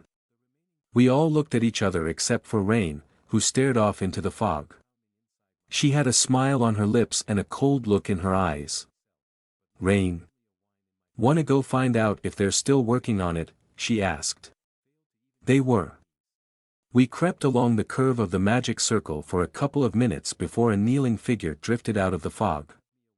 A young man in cream-colored robes, down on his knees with a fat paintbrush in hand as he worked on extending the circle. Around him lay a tray to catch stray drips, some newspaper, and 2 cans of white paint. He looked up in wide-eyed blinking incomprehension. 2 other figures stood over him, both older men with scraggly beards and wild hair, expressions slack and eyes glassy, dressed in scuffed jeans and old coats and too many layers for what they so obviously were. Their heads swiveled toward us, machine-like and precise, empty of expression. Oh shit, oh, no, the cultist stammered as he stumbled to his feet. Why, you're not meant to be here. You, none of you. Oh, dash. Hey, buddy, Rain said. No harm no foul, just drop your shit and put your hands up, yeah. The cultist glanced at his attendant zombies and gestured at them, clicking his fingers and stammering out a snatch of Latin. They seemed to stiffen then stepped toward us. With a renewed flush of confidence the man smiled and raised an arm at us too, said a few more words in Latin. Rain's truncheon got in the way and knocked out a few of his teeth. I shrank back involuntarily, but Evelyn stood her ground, radiating contempt. These zombies were not like Xing. Twill and Preem made short work of them. Twill slammed into one zombie in a tangle of limbs and claws, gnashing and snapping and growling, bouncing it off the ground with a crack of breaking bones. Preem simply grabbed the other one by the head and twisted. I squeezed my eyes shut at the horrible ripping noise. A few moments of shouting and scuffling and it was all over. I nodded when Evelyn gently touched my elbow, trying not to look at the pair of roughly decapitated zombies. At least they didn't bleed, they seemed to be utterly desiccated, just dry bone and tendon under the skin. How was I supposed to know to pull its head off? Twill was saying, exasperated, mostly human again except for her claws, her clothes twisted around from rolling on the ground. I didn't know either, Evelyn said, frowning down at the corpses. It was a guess. Rain grinned down at the cowering cultist, his face bruised and lips bleeding. Should have taken my first offer, yeah. Hope you're a good little squealer. How many of your mates are hanging around here? Don't make me hurt you for it, not in front of my girl. Oh shut up, Rain, Evelyn drawled. She raised the scrimshot bone in both hands, elbow balancing her walking stick. Get out of the way, unless you want to soil yourself. Rain glanced over her shoulder. Oh. Geez, Evie, that's much worse than smashed kneecaps. Come on, give the old-fashioned way a chance. I saw the man on the ground gather himself, realized he was about to try something stupid. Perhaps I'd spent too much time watching Rain, watching the way she moved, the 100 little tells which came before a moment of violence. Don't you dare, I said out loud. He glanced at me and hesitated just long enough for Rain to draw her handgun and point it at his face. He gulped and flinched, one hand out in a gesture of surrender. Rain tooted and shook her head, stepping back out the way of whatever Evelyn was about to do. "And none of you are supposed to be here," he said. "If you leave now, you can still get out, and maybe dash." Evelyn ran her fingers over the carvings on the thigh bone, completed her infernal circuit.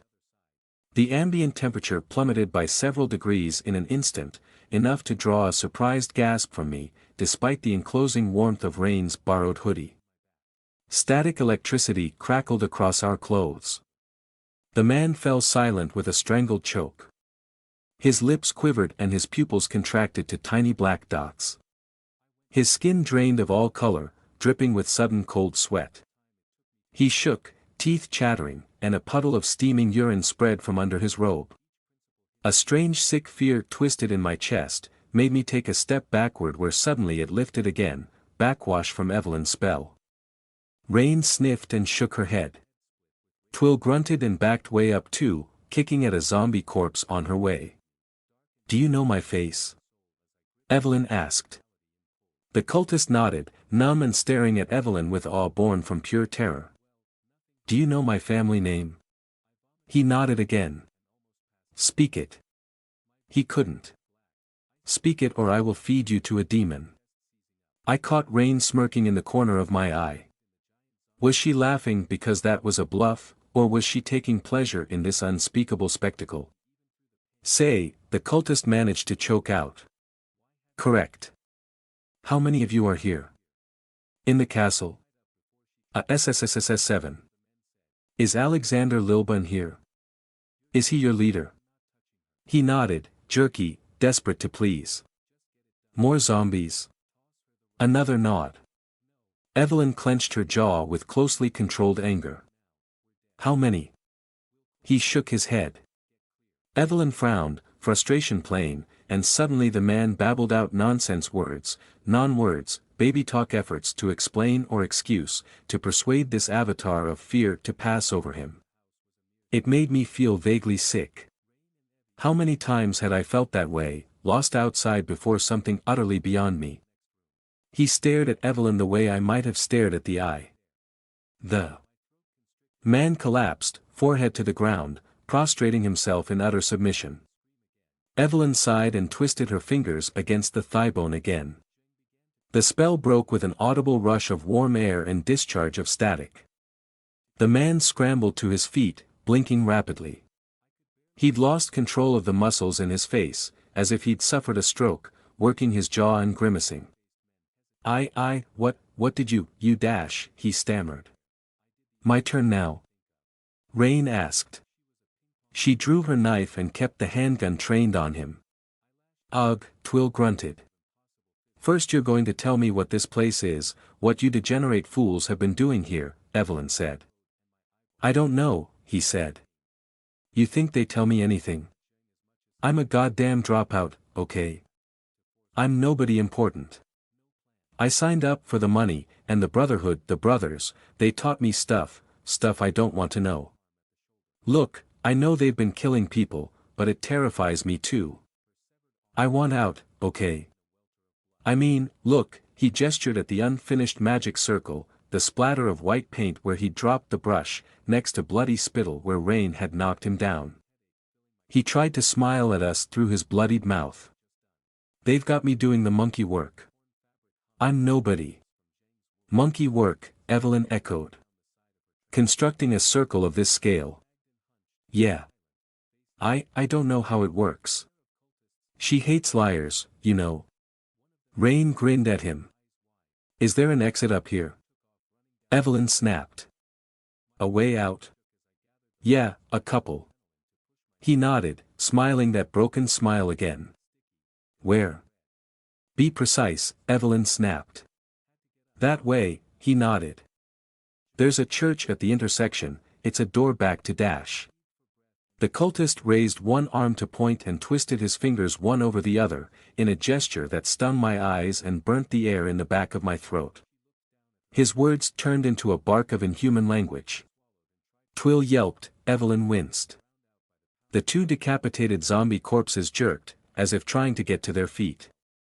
For a split second the young man's face was no longer the sobbing, desperate dropout, conned into a cult with promises of easy money, instead, raw dominance, victory, pleasure in inflicting pain. "Got you," his eyes said. Then Rain shot him in the head. In movies and video games, the few violent video games I've watched Rain play, if a human gets shot in the head, their skull sort of pops or explodes, cartoon gore like a burst balloon. Reality is far less final, far less pyrotechnic. The crack of the gunshot was much softer than I'd imagined, but I flinched all the same. The cultist's head jerked to the side, blood and brains spurting from a small exit wound. He flopped to the floor in a heap, twitched and jerked as ruined neurons fired at random, then lay still, blood pooling around his skull. "Holy shit," Twill said. She gaped at the body. Rain blew out a long breath. She blinked at the gun in her hand and shrugged. Did he think I was bluffing? Maybe he thought it was a fake, I offered, and found my voice very small and weak. I turned away and took several deep breaths, holding on tight to the borrowed crutch. "Great," Evelyn was saying. "Great. Never had to actually pull the trigger before," Rain said. "Are you okay?" I asked. She flashed a grin, clicked the gun's safety on, and tucked it back into her jacket. 100%. "More concerned about you, wish you didn't have to see that." I shrugged. "That's not even the most violent thing I've watched you do." Rain grinned again, as if my words had been a compliment. "Stop flirting," Evelyn snapped. She was having Preem turn one of the dead zombies over, and pointed at it with her walking stick. "You know what this means? You know what this is? A zombie?" I asked. "Exactly. Not as fun as the ones your mum used to make," Rain said. Evelyn shot Rain a death glare. Twill laughed, thinking it was a joke, but then caught the look on Evelyn's face. "They're fresh," Evelyn said. "Probably no more than a few weeks old, not enough time to settle into the body. Can't believe they're using corpses for this. Sheer insanity. This is worse than anything we've found so far, worse than this bloody place." She gestured around us with her eyes, at the fog and twisted buildings. Why? "They went down easily enough," said Twill. "Yes, now they did. A couple more weeks, a month, 2, and these amateurs will lose control of them. Real demon hosts. Not like Preem." She jabbed the dead zombie with her walking stick. "We have to find them all, put them down." I was still staring at the emaciated zombie as Preem stood up and stepped back. "They look like Dash," I said, then cut off and reconsidered. "They look like a pair of homeless people." "They probably were," Evelyn grunted. "Nobody missed them. We find the zombies, put them down, and Rain shoots their maker in the back of the head. No questions." Up close, the castle was supremely ugly. From a distance the fog had encouraged an illusion of dark masonry set atop an unassailable peak, a fairy tale fortress from one of my less comfortable daydreams. We halted at the foot of the hill, to the sight of a jagged crown of dead gray jade trying to approximate crenellations and towers, shot through with blackened veins like a body in the final stages of a disgusting exotic disease. A pair of huge metal doors were set in the gatehouse, shining with condensation from the fog. We waited at the foot of the hill as Evelyn sent one of the Preems on ahead. I held my breath as she probed for traps or a hidden ambush, but nothing moved amid the thickly churning fog. Not a single person gazed down from the battlements or peeked out from the arrow slits. A few stray blood splatters on the road surface offered the only color in all the gray Zhang's path back to the castle. Preem reached the huge stone doors and turned back to us. She waved a hand. "What now?" Twill hissed. "We go in," Evelyn said, raising a questioning eyebrow at her. "What else would we do?" "I dunno, dynamite the place," Twill said. Evelyn barked a laugh of approval and said something else, but I barely heard the words. The fog, thick as treacle, seemed to drape itself over the battlements in layers, obscuring details as it shifted and swirled. Grey jade blended into the fog, making it hard to see where structure ended and sky began. I squinted into the murk as my friends began to debate our next step. And I saw her. A little elfin face, long blonde hair tugged by the fog, like seaweed underwater. A girl up on the castle battlements, staring out over the mile of false city, chewing on her nails. A thicker bank of fog rolled over and hid her from view. Cold sweat broke out down my back. My throat tightened and my chest constricted. A ringing sound throbbed in my ears. I felt myself take a step forward, then another, and another. Hands caught my arm, my waist, and voices said my name, but I pushed them away, pulse roaring in my head. I fumbled with the crutch as I pushed myself up toward the castle. "Hello." I shouted into the thick silence, raised my free hand, stared up at where I thought I'd seen the girl. "Hello." No reply. Rain caught up with me and took me by the shoulder. "Heather. Heather, what is it? What's wrong?" I shook my head and almost growled. "Quiet." I'd never felt so impatient in my life. Twill jogged up alongside us, peering off into the fog as if my voice had stirred up a nest of vipers. A reply floated out of the fog at last, a call, my name. "Heather." Rain and Twill both jumped, stared up at the battlements with me. I started to hyperventilate. None of this made the slightest bit of sense. "Who?" I managed to squeak. My head hurt, a dull ache like a tight tendon. "How?" "Heather, is that you?" the voice called again. "Why yes." I cried out. "It's yes." A break in the fog, and there she was again, 24 meters up and half cowering behind the crenellations. Our eyes met. The strange girl lit up in bright, manic relief. Her hair hung in a great fog-teased mass. "Heather. You came." The two halves of my mind, awake and dreaming, bifurcated until now by the wall of sleep, crashed together. My own memories overwhelmed me. I almost forgot to breathe as I gaped up at her. "Lozzie." I managed to shout. A hysterical smile struggled onto my face, chased by a hiccup as I clutched my own throat. She smiled wider then screamed as she was yanked down below the battlements.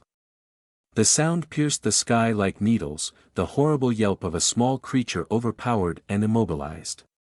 "Lozzie." I shouted again. "Lozzie." More struggle, a thump, a second scream distant now, muffled behind the walls. Another voice reached us through the fog, deep murmurs on the air. Then silence. Dream memories pummeled me. Rain spoke but I couldn't hear a word, squeezing my eyes shut in a vain attempt at control. The memories were all there. They'd been there all along, on the other side of a conceptual leap I couldn't possibly have made alone. The places she'd taken me in the dreams, the great winter castle, the desert, the library, a dozen others. Mars. She'd shown me the surface of Mars and I hadn't remembered. We'd cried together, talked for hours, days, cuddled and held each other. Were we friends, or more? A seed of guilt nagged in the base of my chest, but I crushed it down and ignored it for now. Bigger things to worry about. I knew Lozzie, if only from dreams. And I knew better than anybody else alive that dreams could be completely real. I have to help her. We have to get in there. I blurted out, clutching at Rain's arm. I heard that name, Evelyn added as she joined us, frowning at me. That's her. The girl from the cult's bloody ritual. You knew all along. No, I said. I dropped the crutch from shaking hands, barely able to get the words out. In dreams, she's been, I didn't remember until I saw her, oh God, it's been going on for weeks. Weeks and weeks, she's been right there, she's like me. She's like me. I hiccuped, tried and failed to steady my breathing. Heather, Rain said, crisp and clear as she grabbed my hands. That girl, Lozzie, she's your friend? I think well dash. Heather. She with you, or not? Yes, she's my friend. I stammered but I got it out, nodding and holding on tight. And she's the one who asked for help? She woke you up just before the zombie got you? Yes. Yes, she did, it was her. Rain turned away without a moment's hesitation. For the merest split second I thought she was turning away from me in disgust and confusion jealousy. A word caught in my throat. Pure projection. Right, we need those doors open. Right now. Rain pointed at the massive metal front doors on the castle. Twill, move your arse, see if you can shift them. Evie, get your other sex zombie up there too, in case Twill's elbow grease isn't enough. The guilt grew until I could have choked on it. Rain trusted me, fought for me, and didn't even demand the full story. Lozzie was my friend, and my word was all Rain needed. Twill picked up the borrowed crutch, handed it back to me, then ran for the doors. Rain, I dash. Don't worry, we'll get to her, Rain said. She scanned the top of the battlements, squeezed my hand, and took a step forward. Come on, better not let Twill get too far ahead of us. Okay, but Rain, I'm sorry. For what? She blinked at me, then grimaced over my shoulder. She'd seen Evelyn's expression. What is this? Evelyn hissed, staring at me. She was flanked by a preem, neither of them moving a muscle to help Twill. I glanced over at the werewolf as she braced her shoulder against one of the metal doors. Evie, Rain said, a soft warning. Don't you Evie me. What is going on here? Heather? Is this some kind of elaborate bait? How could you even think that? I blurted out, already on the edge of hysterical panic myself. She's been visiting my dreams for weeks and I didn't even know. I couldn't remember anything. She needs help, Evie. She asked me for help. A cry cut through the air, across Evelyn's vitriol and the fog alike my name from Lozzie's throat. Heather. Heather. Lozzie flung herself against the battlements overhead, half visible in the mist, mouth bloodied and hair wild and eyes staring as she leaned over the edge. For a terrible moment, I thought she was about to jump. I moved on instinct, jerked forward before Rain caught me around the waist. No. I said, panic in my heart. Instead of pulling me back, Rain stepped in front. Do it, jump. She called up to Lozzie. We'll catch you. Will what? Twill shouted, backpedaling from the castle doors. Evie. Rain whipped around. Come on, I need your plush demon for this. Get over here and help me or this girl's gonna snap both her legs. 24 feet above, Lozzie's face lit up. She clambered up onto the battlements and wet her lips. Evelyn hesitated. Evie, please. I almost whined. Running footsteps echoed from inside the castle, a scrambling and a puffing of breath. Lozzie glanced back over her shoulder. Her bare toes peeked over the edge of the castle wall. I'm never leaving anyone behind, Rain said, softly, meant for Evelyn alone. You know that. Bloody hell, Evelyn snapped. She prodded Preem 1 with her walking stick, and our friendly pet demon leapt forward next to Rain. She looked up and spread her arms. It didn't seem enough. Okay, Rain shouted up to Lozzie again. She gave her a double thumbs up. You ready? Why yes. Then Jew dash. Lozzie squealed. A pair of strong arms wrapped around her waist and pulled her back down behind the battlements, followed by sounds of kicking and struggling. She screamed again, her frustration and despair wrenching at my heart. I think I called her name. Muttered, angry conversation floated down through the fog, then a loud slap of flesh on flesh and a pained yelp. Damn it, Rain hissed. Twill bared her teeth and growled. 4 faces appeared up on the battlements. Lozzie, her arms pinned behind her back by one beefy cream-robed cultist. The man had a squashed nose and thinning hair. Another, a young woman, blonde and blinking and fretting and staring, biting her lips hard enough to draw blood, frowned at us if we were an invading army. And Alexander Lilburn. If looks could kill, we'd all have been struck dead. He stared at us like excrement found on his boot, utter disdain and disgusted contempt. He was in shirt sleeves, rolled up as if he'd come straight from some unexpected physical labor. His cheek twitched. I made myself stare up at him. Yes, that's right, you slimy, disgusting thing, you tried to kidnap me and now we're here to destroy your work. I reminded myself who I stood next to, all four of us five if you count Preem, and the fear stayed manageable. That's him, I hissed. That's him. Now I understood why I thought I'd recognized him before. Side by side, him and Lozzie, the resemblance was plain. Brother and sister. He raised his voice, loud and clear through the fog. You will leave this place. He can do a thing with his voice, I said quickly. Evie, he can do a mind thing with his voice dash. You will leave, Alexander called out again. A tug in the forefront of my brain, sharper and more insistent than when he tried the same trick in that deserted Sharrowford coffee shop. Why didn't we leave? Evelyn could collapse the place from outside, surely. We'd never rescue Lozzie now, it was hopeless. What would we do with her anyway? No. I shook my head. Those were not my thoughts, that wasn't me, it was him. Rain blinked and winced. Please, no, don't listen to it, not you too, Rain. Twill frowned down at the floor, as if seriously considering the command. Her clawed wolf paws dissipated to reveal the pale human hands beneath. I spluttered. No, we have to dash. Is that all? Evelyn barked with laughter. Her resistance broke the spell. Rain snapped took a deep breath. Twill shook herself like a wet dog, angry and confused but catching up fast. I felt the tugging lift from my mind. Alexander's expression soured even further.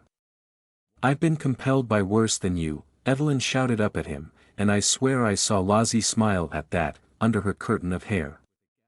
I've outthought demons in my own head. You, Alexander, if that's even your real name, I am going to feed you to my pets. Oh, don't be such an utter bore, Alexander drawled. I have never been much for all these amateur dramatics, certainly not from a failure and a cripple. Leaving would be for your own good, at least then you would live out the remainder of the year. Or perhaps you want to become a martyr, perhaps dash.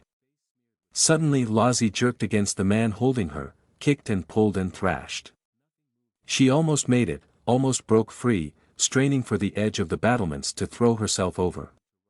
Alexander turned and struck her across the face, almost as an afterthought, and the big cultist held her head down against the wall to pin her in place. Stop it! I called out. Alexander whispered to Lozzie, quiet and close, and the words made her shrink away, retreat back down inside herself. Can't you shoot him? I hissed to Rain. Not confident at this range, she muttered without taking her eyes off him. I might hit her instead. Alexander straightened up from his sister. As he did, I took a step forward, suddenly resolved, a feeling of desperate, unfamiliar strength in my heart. Give me your sister and we'll leave, I shouted. Alexander met my eyes. His expression shifted and a shiver crawled up my spine. Wrong tactic, Heather, utterly wrong. All his irritation and anger seemed to drain away as he raised his eyebrows and ran his hands over his hair, as if to check every strand was in place. He raised his chin and the ghost of a smile played across that shiny, clean-shaven face. Lavinia wishes to make a deal. How interesting, he said, and turned to Lozzie. How do you know Lavinia, dear sister? When, in all the permutations of time and reality, could you possibly have shared each other's company? He leaned down close to his sister and cupped her chin in one hand. How curious. Oh shit, Rain hissed. Lozzie. I called out. Why can't you jump out, teleport, like we dash? I can't, she wailed. We can't leave from here. I'm stuck. That's why the brain math hadn't worked on Zheng. No route to outside from here. A pocket, cut off from reality. This non-place, this shadow city, there was only one way back out to Sharrowford itself. I could do that math, I'd done it once before in the Willow House loop, but could Lozzie do it? Did she know how? Then back to the city. I called, gripped by panic as Alexander turned back to us with a satisfied look. He muttered something to the two cultists and they began to drag Lozzie away, back down into the castle. The woman hissed something in Lozzie's ear. Heather, she called out. Lozzie, no, you dash. We'll come get you. Hold on. Rain called louder and clearer than I ever could, as the cultists and Lozzie vanished down into the castle. The young woman returned with a clatter of feet to spit at us over the castle wall, then disappeared again. I do believe I've changed my mind about your little visit, Alexander said. He took a deep breath and leaned forward, his hands on the edge of the castle wall. After all, Lavinia was supposed to join us tonight.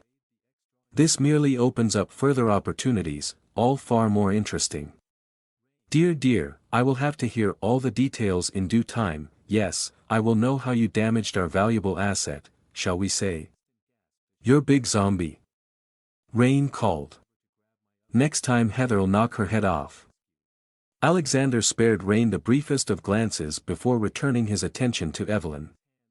In fact, I should be thanking you, shouldn't I?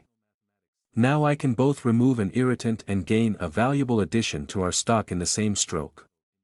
But that is mere logistics.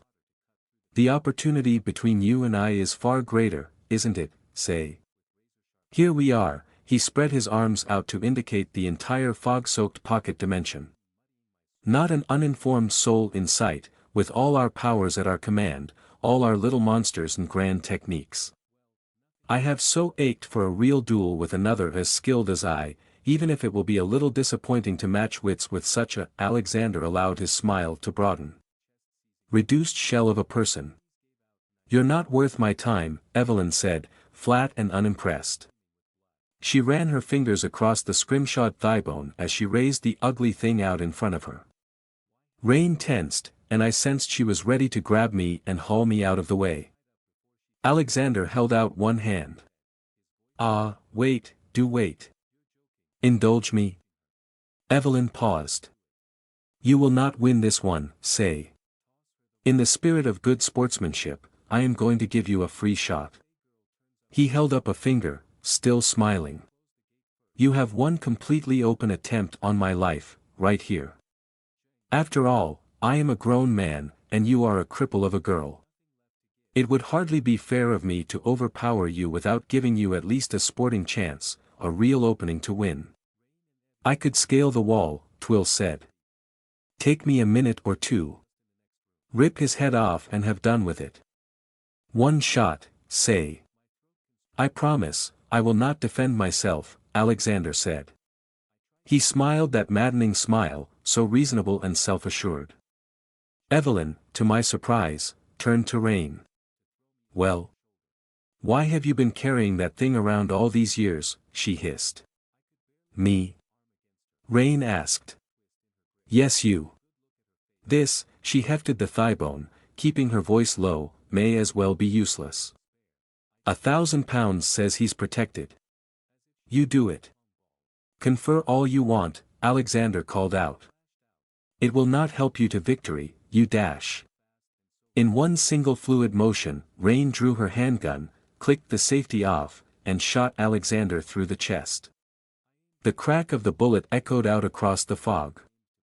Alexander blinked in surprise. He looked down. Tut tut. My turn now, young lady. Fireballs and wands, black cats and broomsticks. I wish magic really was like that, sanitized and safe and suitable for small children. I'd known Evelyn long enough now to dispel any naive notions. Magic was raw and bloody, brute equations of flesh and will.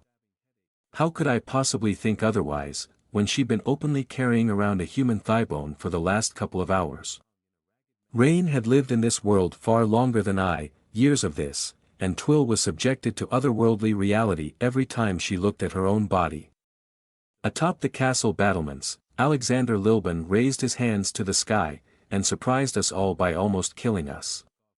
He spoke one word, a guttural twist of sound that scorched the air with heat haze and drew blood from his mouth. He raised his eyes with a self-satisfied smile, as if to watch the word race upward through the fog. Rain steadied the handgun to shoot him again, unfazed by Alexander's lack of reaction to the first bullet punching through his chest. Evelyn hissed frustration, hands playing over the scrimshawed thigh bone as she muttered an incantation of her own. Twill rocked back on braced legs, as if to launch herself at the rotten grey castle wall. And what could I do? Nothing. Useless and incapable compared to my companions. Couldn't fight, couldn't help, not even a decent cheerleader. All I could do in that moment was watch and hope. Twill heard the sound first, a full second or two before our mere human senses. She stumbled, suddenly clamped her hands over her ears, and screamed through her teeth, eyes screwed shut. Made me jump, heart leaping into my throat. What Rain had time to say before the shock wave hit. I felt it in my bones, a ripple in the air so deep and so low it shook the jelly inside my eyeballs. Then a tidal wave of noise, a buffeting downward torrent of howling from the sky, the reply to Alexander's word. The sound was unspeakable. Whale song imitated by a mountain of steel. I thought we'd all go deaf, that this intolerable, soul-destroying noise was intended to simply blow out our eardrums in an act of petty sadism. I shrank and cowered, struggling to stay on my feet. Evelyn screamed and tried to cover her ears, not easy when you're carrying a walking stick and a human thigh bone. The two preems were unaffected, so one of them gently slid her hands over Evelyn's ears for her. Twill swore, very creatively, and I realized I could hear her perfectly over the din. Her words should have been drowned out. I heard Alexander's laughing too, as he wiped his bloody mouth on his sleeve and grinned at the sky. Rain stared upward as well, following his gaze, arms around her own head. Rain turned pale, the worst sign I could imagine. I looked up too, into the ceiling of grey mist. Covering your ears didn't help, because this wasn't sound. Sound was merely the best way our fragile human senses could interpret the input. The shadows of the great jellyfish and sky whale creatures were scattering through the fog, tentacles writhing and fins whirring, a shoal fleeing before a shark. Beyond them, higher in the void, the shapes at the very limit of the sky, the darker globes I'd thought were moons or planets, were moving. Circling, quivering, rocking. Getting bigger. Descending. My mouth hung open and I felt a trickle of drool from my numbed lips. The sound pounding inside me drained some vital force from my consciousness. Couldn't look away. The impossible sense of scale hundreds or thousands of meters up. Was this sound their voice? Their screaming? A product of their attention? Dread settled over my soul like rotten velvet. The voice of a tamed god. Alexander shouted, arms held wide to the sky. Is it not the most beautiful sound? No, you don't take orders, but grab her or we're all dead, I heard Rain shout somewhere on the edge of my fraying consciousness. Rain broke the paralyzing rapture by scooping me up. I yelped in surprise, clutching the borrowed crutch to my chest as she hoisted me in a princess carry and ran for the metal doors of the castle, where Twill stood gaping up at the sky. Rain tumbled me to my unsteady feet below the overhanging lip of the gatehouse. She grabbed my head in both hands and forced me to look at her. Heather. You back with us? I think so, yes. I nodded, gasping for breath. Rain didn't waste a second, she turned and cuffed Twill round the back of the head. Our werewolf spluttered and jerked and shook herself. Rain shoved her at the castle doors, but Twill didn't need telling twice, she braced her feet and put her shoulder against the metal. I tried to ignore the hellish whale song shaking my bones. It was getting louder. Preem 1 and 2 had to drag Evelyn over. She was blinking and shaking, trying to push them away, grasping at her walking stick. Evie, hey, I said as I caught her, helped to hold her up. It's okay, Evie, we're going inside, I couldn't keep my voice steady, not while assaulted by this sheer noise. A vast shadow fell over us. Rain and Twill both heaved at one of the great metal doors, but it moved barely an inch, grinding on unoiled hinges. I half raised a hand, entertaining a mad notion that I might blast the door in with brain math. Preem 1 and 2 stepped past me. I hadn't heard Evelyn order them to do anything. They moved as one body and lent their not inconsiderable strength to the task. I had no illusions who really opened that door in the end. Rain may be strong enough to hoist me up or hold me down, but her muscles meant nothing compared to a werewolf and a pair of demons. The Preems made no sound at all as Twill grunted and heaved, and the door squealed open inch by painful inch. My ears popped with pressure change, as if a great mass was bearing down on us, displacing the air. Evelyn stared up again, eyes wide and vacant. Rain stuck her arm through the gap between the doors not wide enough. Twill shoved her out of the way, braced both hands in the opening, and heaved the doors apart with a strangled cry. We all tumbled through together, into a vast echoing hall of dying jade. Rain caught me before I sprawled onto my face. Twill tripped and went flying and cracked her head against a wall. Evelyn fell over with a thump, barely cushioned by one of her wooden demons. A vast curl of tentacle limb descended to touch the space we'd all occupied moments before, just beyond the doorway. Solid gray, pitted and pockmarked, the size of a train carriage. The cosmic whale song throbbed to a final crescendo, loud enough to split atoms. The sight of that thing blotted out all thought. I felt a tugging inside, on my soul. Then it passed, rising again. The gap between the doors showed only swirling, disturbed fog. Vast shadows turned on the ground outside. Thick stone walls dulled the unspeakable noise, unpleasant but at least bearable now, whale song ebbing and flowing as the planetsphere things moved around the bulwark of the castle. Ha, missed. Rain barked. I breathed out for the first time in what felt like minutes. Language, Twill, I muttered. Werewolf, not swearwolf. She goggled at me and I managed a shrug, shaking with adrenaline and shock. We'd retreated into a sort of grand entrance hall, devoid of decoration but for the veins of green and black reaching through the gray stone. My expectations wanted a great table in the middle of the room, a roaring fire in the back, tapestries and paintings adorning the walls, thick rugs underfoot. Instead, echoes and dust, and modern electric light bulbs strung along the floor on jerry-rigged wiring. Their weak illumination failed to reach the dark vault of the ceiling. Arched doorways led off in all directions, into cramped stone tunnels and other rooms barely visible in the gloom. A great stairway swept upward to a balcony floor overhead. All was shaped from the same rough surfaces of rotten jade, as if extruded or grown rather than cut.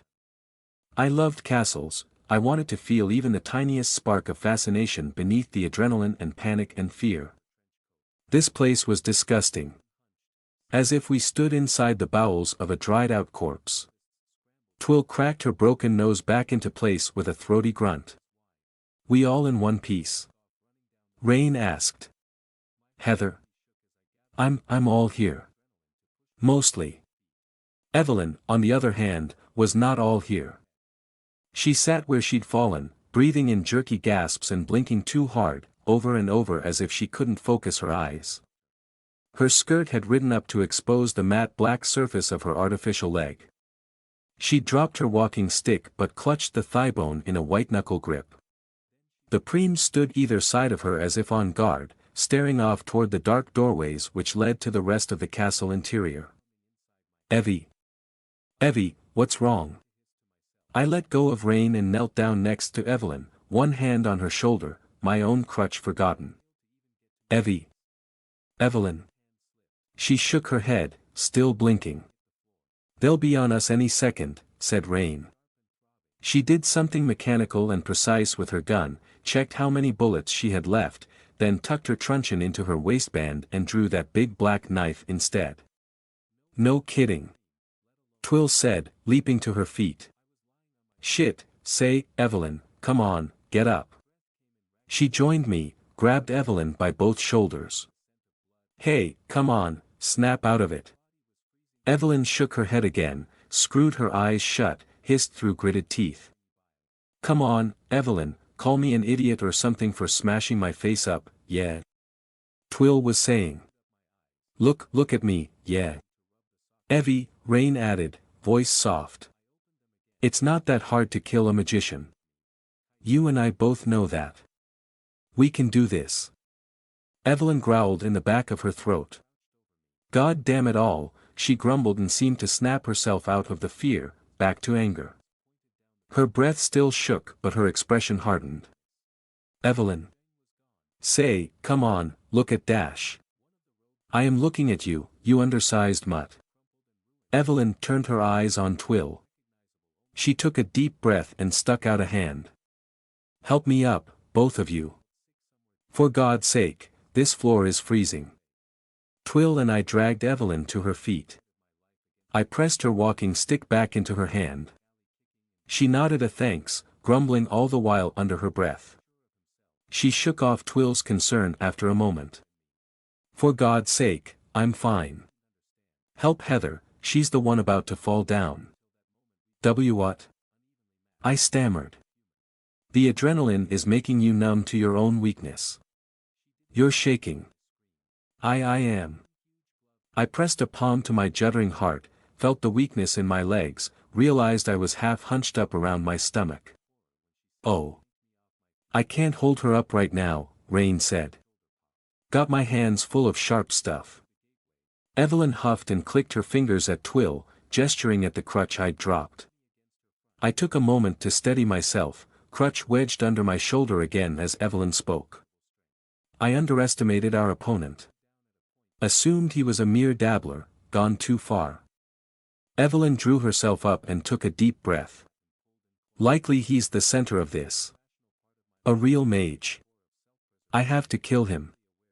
We have to kill him, Rain said. Yes, of course. It'll be a good team-building exercise, you know. Rain cracked a grin. We're all in this together. I did see that correctly out there, yes? I asked Rain. She barely glanced away from watching the room's many exits. You shot Alexander in the chest, but he... Sometimes mages get hard to kill, said Evelyn. Whatever Alexander Lilban is now, he probably hasn't been human for quite some time. She grimaced and looked like she wanted to spit. God damn it. She tapped Preem one on the leg with her walking stick and gestured toward one of the doors. The demon didn't move, didn't obey, just stared back at Evelyn for a moment, and then in the same direction Rain was looking, at the shadow-shrouded balcony at the top of the huge staircase. Evelyn frowned at her bound demon. So how do we beat him? I asked. Cut his head off, Rain said. Scoop out the brain and heart, burn them to ash, throw the ash into the sea. Works with vampires, right? That or death by volcano, I said, and tried to smile. The weak joke failed to smother the fear in my belly. This was insane. This was far, far beyond us. Enough physical trauma should suffice, Evelyn muttered, staring at Preem with a deep frown. What the hell was all that? Twill asked. She wiped blood off her face, then bloody hands on her hoodie, then tooted at herself. The gash on her forehead was already closed up. Why are you all talking like we weren't just chased by flying tentacle moons? I've seen weirder things, I admitted. I haven't, Rain said. That's a new record. I have, grumbled Evelyn. She muttered to Preem in Latin, but the demon still refused to move. Twill began to creep back toward the crack between the doors, craning her neck to risk a glance upward. We're trapped in here, aren't we? I asked, surprising myself with the steady clarity in my voice. I certainly didn't feel that stable right now. Panic edged my thoughts. Rain and Evelyn shared a glance. Twill looked highly uncomfortable. Yes, Evelyn admitted at the same moment. Rain said, maybe. Couldn't we make a run for it? Twill asked. What, you gonna distract those things out there with a headbutt? Rain asked. Pull the other one. And get away from the door, you complete idiot, Evelyn snapped over her shoulder. She stepped in front of Preem 1 and met the demon host staring, blank expression. Why aren't you moving, damn you? I'm in charge, you know that. You're bound inside a wooden doll, you're not getting anywhere without me. Evie, Rain warned. Your cuddle toy hears something we don't. That's entirely beside the point. It'll be okay, I said, to myself. We have to find Lozzie first, we have to rescue her. Twill's attention snapped round suddenly. What is it, lassie? Said Rain. A lot of footsteps. A dozen? Maybe. No, more than that. Twill began to grin, showing too many teeth. She shook herself all over and summoned her claws, flexing them and rolling her shoulders. I think it's rumble time. Evie, get behind us, Rain snapped, then reached out a hand and grabbed my arm. Heather, behind me. Now. For a fleeting moment we stood together, with breath stilled and ears straining, Rain and Twill in both Preem's bodies shielding Evelyn and I. A touching, perhaps instinctive gesture, but in the end only a gesture. We had nowhere to run. My heart felt like a bird trying to escape my chest. I could hear the footsteps too now, a clunky, disordered dragging shamble echoing off the stone walls. We all took Preem's lead, eyes on the top of the staircase. We need to move. We can't stay here, Rain hissed. She glanced left and right, but couldn't pick a direction. Sod that, Twill growled, raised her voice to anything that might care to overhear. I've had enough of creeping through fog and bullshit, I wanna fight something. What if they have a gun, like before? I hissed. I can deal with that, Evelyn muttered. I heard her gulp. So can you. To my surprise, Evelyn wormed her free hand into mine. Her palm was clammy and her grip weak. I squeezed, hard. She squeezed back. Heads up, Rain said. Casting jerky shadows, each motion mechanical and truncated, as if their muscles were filled with sand, the first of the zombies appeared at the top of the great staircase. Zombie. Funny word. What does it bring to mind, for those of us spared the secret truths of reality? A shuffling gait, slack jaws, drunken motions, and the occasional low moan of hunger for brains. Rain and I had watched Night of the Living Dead a few weeks back, after a debate over her use of the term. She couldn't believe I'd never seen the film. A classic, apparently. It hadn't really frightened me. What was so scary about walking corpses? I'd seen far worse things in my nightmares.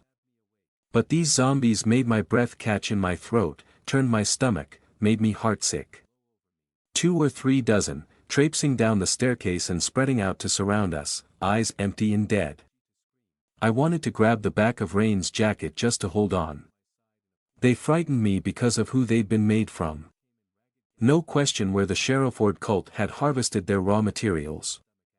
Scraggly gray beards, unkempt hair, frames ravaged by malnutrition. Most were middle-aged men, but a few young women showed among the dead faces, skin stretched and translucent, dressed in thick coats, filthy jeans, too many layers. One had been made from a teenage boy, dirty orange hair plastered across his forehead. Sharrowford's missing homeless. Rain raised her handgun but didn't seem to know where to aim. Wait, Evelyn said through gritted teeth. Twill hissed and flexed her claws. Wait, both of you, damn it. 2 living people brought up the rear of the zombie mob, the pinch-faced blonde lady who'd spat at us from the battlements, and a younger woman scurrying along at her side, hunched and unhealthy. The blonde lady sneered when she saw us, and raised her chin. The younger one ignored us, her eyes rolling wild in their sockets, a constant stream of low muttering in her throat, pausing only to wipe her hair out of her sweat-soaked face. The blonde lady opened her mouth and tried to look imposing.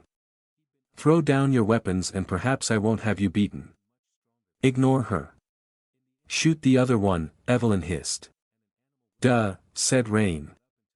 Rain took the shot. And missed. I didn't know she'd missed, not until much later. All I saw was Rain raise the gun and the scrawny zombie conductor woman scrambling back and tripping over her own robes. Rain pulled the trigger and the crack of a bullet split the air. Then all hell broke loose. A general melee is impossible to recall or describe with any level of clarity. Memory simply fails, or weaves fiction to fill the gaps. A back-alley scuffle or an attempted kidnapping, those can be recreated in the mind, step by step, after much thought and careful consideration of experience best left buried, but the sheer confusion and terror of a wider brawl devours all relevant detail. At least it did for me. All those superhero movies where the characters execute perfect techniques in big set-piece battles, reality's not like that, not at all. The zombies rushed us, reaching, grasping, clawing.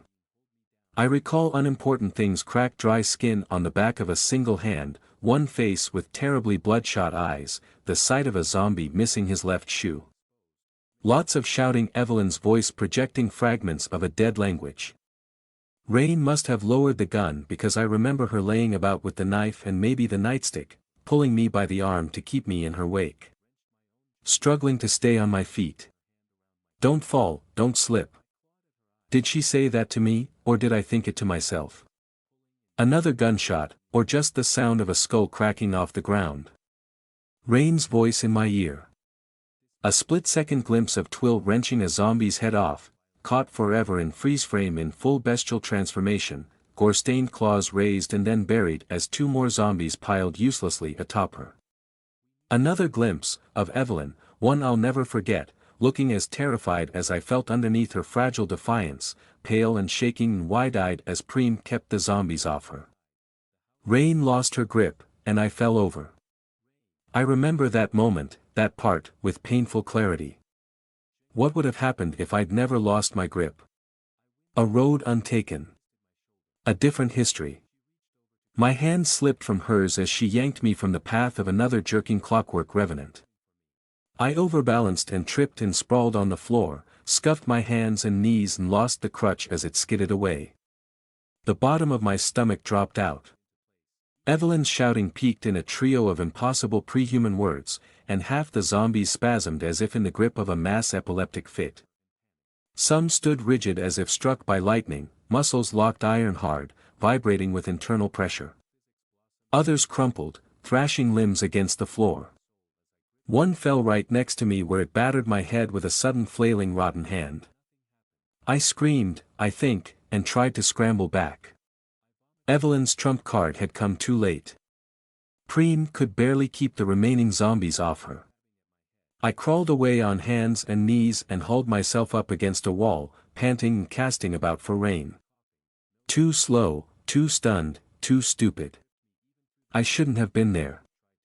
A zombie lurched toward me and wrapped thin bony hands around my throat. I remember that moment like a kick in the head, even if it didn't last long. The zombie pinned me to the wall and squeezed, rotten breath floating from a slack mouth, desiccated eyeballs rolled into the back of its head. It had been a woman, once, maybe in her 20s, now bedraggled and sad with skin like paper and tendons like steel. Somebody shouted, "Not her, you idiot." One of the cultists. They wanted me alive. I kicked at it, squealed, pushed, hissed and spat, dug my fingernails into its hands and tried to pry them open. Too weak. Rain came out of nowhere and tore it off me. I think she used her knife a lot, because there was blood on my hoodie afterward. She tried to get me up, my hand in hers, but another zombie barreled into her. She threw it at the wall and knocked its brains out, kicked it away. Two more came for me, got in between us. No time to think about what I was doing, I'd already backed into a side passage, leading away from the great hall. I think I was calling Rain's name, calling for help through a wall of reanimated flesh. Dead hands groped for my throat. I must have turned the fractal on them, because later I found my left sleeve tugged down, the angular sign exposed. Must have kept them at bay for a second, given me time to back away down the dimly lit passageway and through an open metal door. I remember cold fingers at the back of my neck. I remember shoving the door closed and throwing a bolt. I remember hearing them hammering on the other side, and the sight of the thin metal beginning to buckle. Rain! Rain, I'm in here. Thump thump crack, the door began to bend inward. The hinges looked solid enough, but the grey jade stone itself was cracking and flaking under the zombie's strength. Rain! I called out again, backing up from the door. My mind said stay here, wait for Rain, she's 24 feet away and she always comes for me. A dark passageway led off into the depths of the castle, ceiling low, light bulbs few and far between. It could be another maze. I needed to stay here. What did they always say to do when lost, when a friend or parent might be looking for you? Stay where you are, good little children, stay in a public place, because if you do go wandering off you really might get lost and never come back. With a tortured screech of rending metal, one of the zombies punched through the door, shredding its own desiccated flesh as it began groping for the bolt. Rain! Rain, I have to run. Rain, my voice trailed off as I backed away. I glanced over my shoulder, at my only route of escape. Twill. Evie. Nobody. On shaking legs, I turned and hobbled away, fleeing into the unknown depths. The next few panicked, scrambling minutes, fleeing further and further from safety and my friends, into the bowels of this hideous place, ranked among one of the worst experiences of my life. Not because I was alone and scared in an unnatural place outside reality, that old fear was all too familiar. And not because of the mounting pain either, the echoes from brain math not 3 hours ago, the dull ache in my diaphragm and my weak unsteady legs, no borrowed crutch for support now. Not the pervasive gloom, the way my eyes stung from squinting into the dimly lit corridors of the ugly castle thing, as I scurried and stumbled away from the sounds of zombies shuffling through the passageways behind me. None of those things. The cringing void where my heart should be, that was because I didn't know what had happened to the others. My subconscious had convinced itself that Rain was unstoppable. If I called for her, she'd always come for me. My retreat had stalled at first, halfway down the corridor as I'd stared at the buckling door, thinking at any moment Rain would smash the zombies apart, dash their brains out, rescue me. Any moment I'd hear her calling my name, because she always comes for me. But the zombies burst through the door and shuffled into the tight grey passages of the castle. I had to hide behind the next corner, hurry to the next turn, through the next cramped room. Rain's name was strangled in my throat for fear of being overheard by the things pursuing me. The last glimpses of my friends haunted my imagination, fed by the darkness and echoes. Evelyn had looked terrified, pale and panicky, eyes wide, and Twill had been buried under a pile of zombies, invincible werewolf or no. Why hadn't Rain come for me after we'd been separated? Please, please God, I hadn't prayed since I was a child, since before Wonderland. Please let her be okay. I couldn't bear the thought of her injured, because to stop Rain you'd have to hurt her so very badly. And now I was all alone. Like every slip over the last decade of my cursed life. This hurt so much more, because I'd been with the others and now I wasn't. I reeled and hid in the darkness, struggling to quiet my breath, trying to stay silent when I cracked a shin against a stone door frame. I was never meant to be alone. Not just here, in this insane misadventure, but at all, ever. I was born a twin, with another half, a mirror image. I wasn't made to be alone. As I was cut off from my friends and companions and my lover in this contorted trap, all I could think is that I should be dead. Maybe it's not like this for other twins, perhaps they don't feel this strongly, perhaps they have separate lives and identities, instead of this gaping hole inside. I should have died without Maisie, we should have withered when apart. I wasn't meant to be alone, I couldn't function. I was a ghost, a phantom of half a person, and I'd spent a decade learning how to pretend I was still alive. A few weeks, a couple of months of support and friendship, had filled the gap in my soul. And now I was alone again, and dead. Abusive self-negation must have been some kind of survival mechanism, because eventually it cut through the panic. I realized I hadn't heard the zombies in a while. A minute or two maybe, I'd lost all sense of time. I stopped and sagged against the wall of a passageway, just beyond another castle room. Shaking and panting, tears drying on my face, I forced down a deep breath and pressed a hand over my heart. I couldn't do this. I could not do this alone. No following footsteps, but plenty of distant echoes, warped by the winding interior of the castle thing, sinus passageways in a fleshless skull. I was inside a corpse, alone. Panic pressed in like a vice on my head and lungs. I clenched my teeth as a full-body shaking fit passed through me. Hunkered down against the wall, I gathered a handful of the hoodie I was wearing, Rain's hoodie, black and borrowed, shoved my nose into it and sniffed. Closed my eyes. Rain's scent, familiar sweat. Breathed out slowly, my own breath, a warm pocket under my clothes. Okay, I whispered to myself, swallowed and tried again, voice shaking. Okay, Heather. You can sit here and wait to die, or you can get back to Rain. The others too, I added, a little guilty. But mostly Rain. What would Rain do? I wiped the tears off my face and pricked up my ears, tried to tune out the thudding of my own heart. No footsteps, nothing following me, at least, not close enough for me to hear. Had the puppet zombies retreated, or had my friends killed them all? Was Rain even now ricocheting down the corridors, calling my name, searching for me? No, I'd hear that, even twisted and distorted, even above the ever-present planetary whale song still pounding through the walls of the castle, filtered through 24 feet of dead jade. Phone. I hissed, fingers trembling in a burst of hope. Of course, Rain had her mobile phone. She'd taken it out earlier, when we'd arrived in the fog, showed it was still connected to the network. We were still in Sharrowford, technically. Hope turned to ashes with a stabbing pang in my chest. My pockets were empty except for my notebook full of brain math. Evelyn had handed me that before we'd left. My own phone was still sat next to my side of the bed, a million miles away in the real Sharrowford.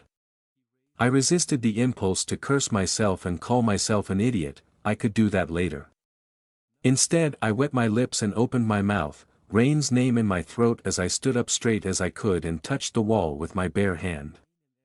I flinched back, flesh crawling, biting down on the instinct to scream.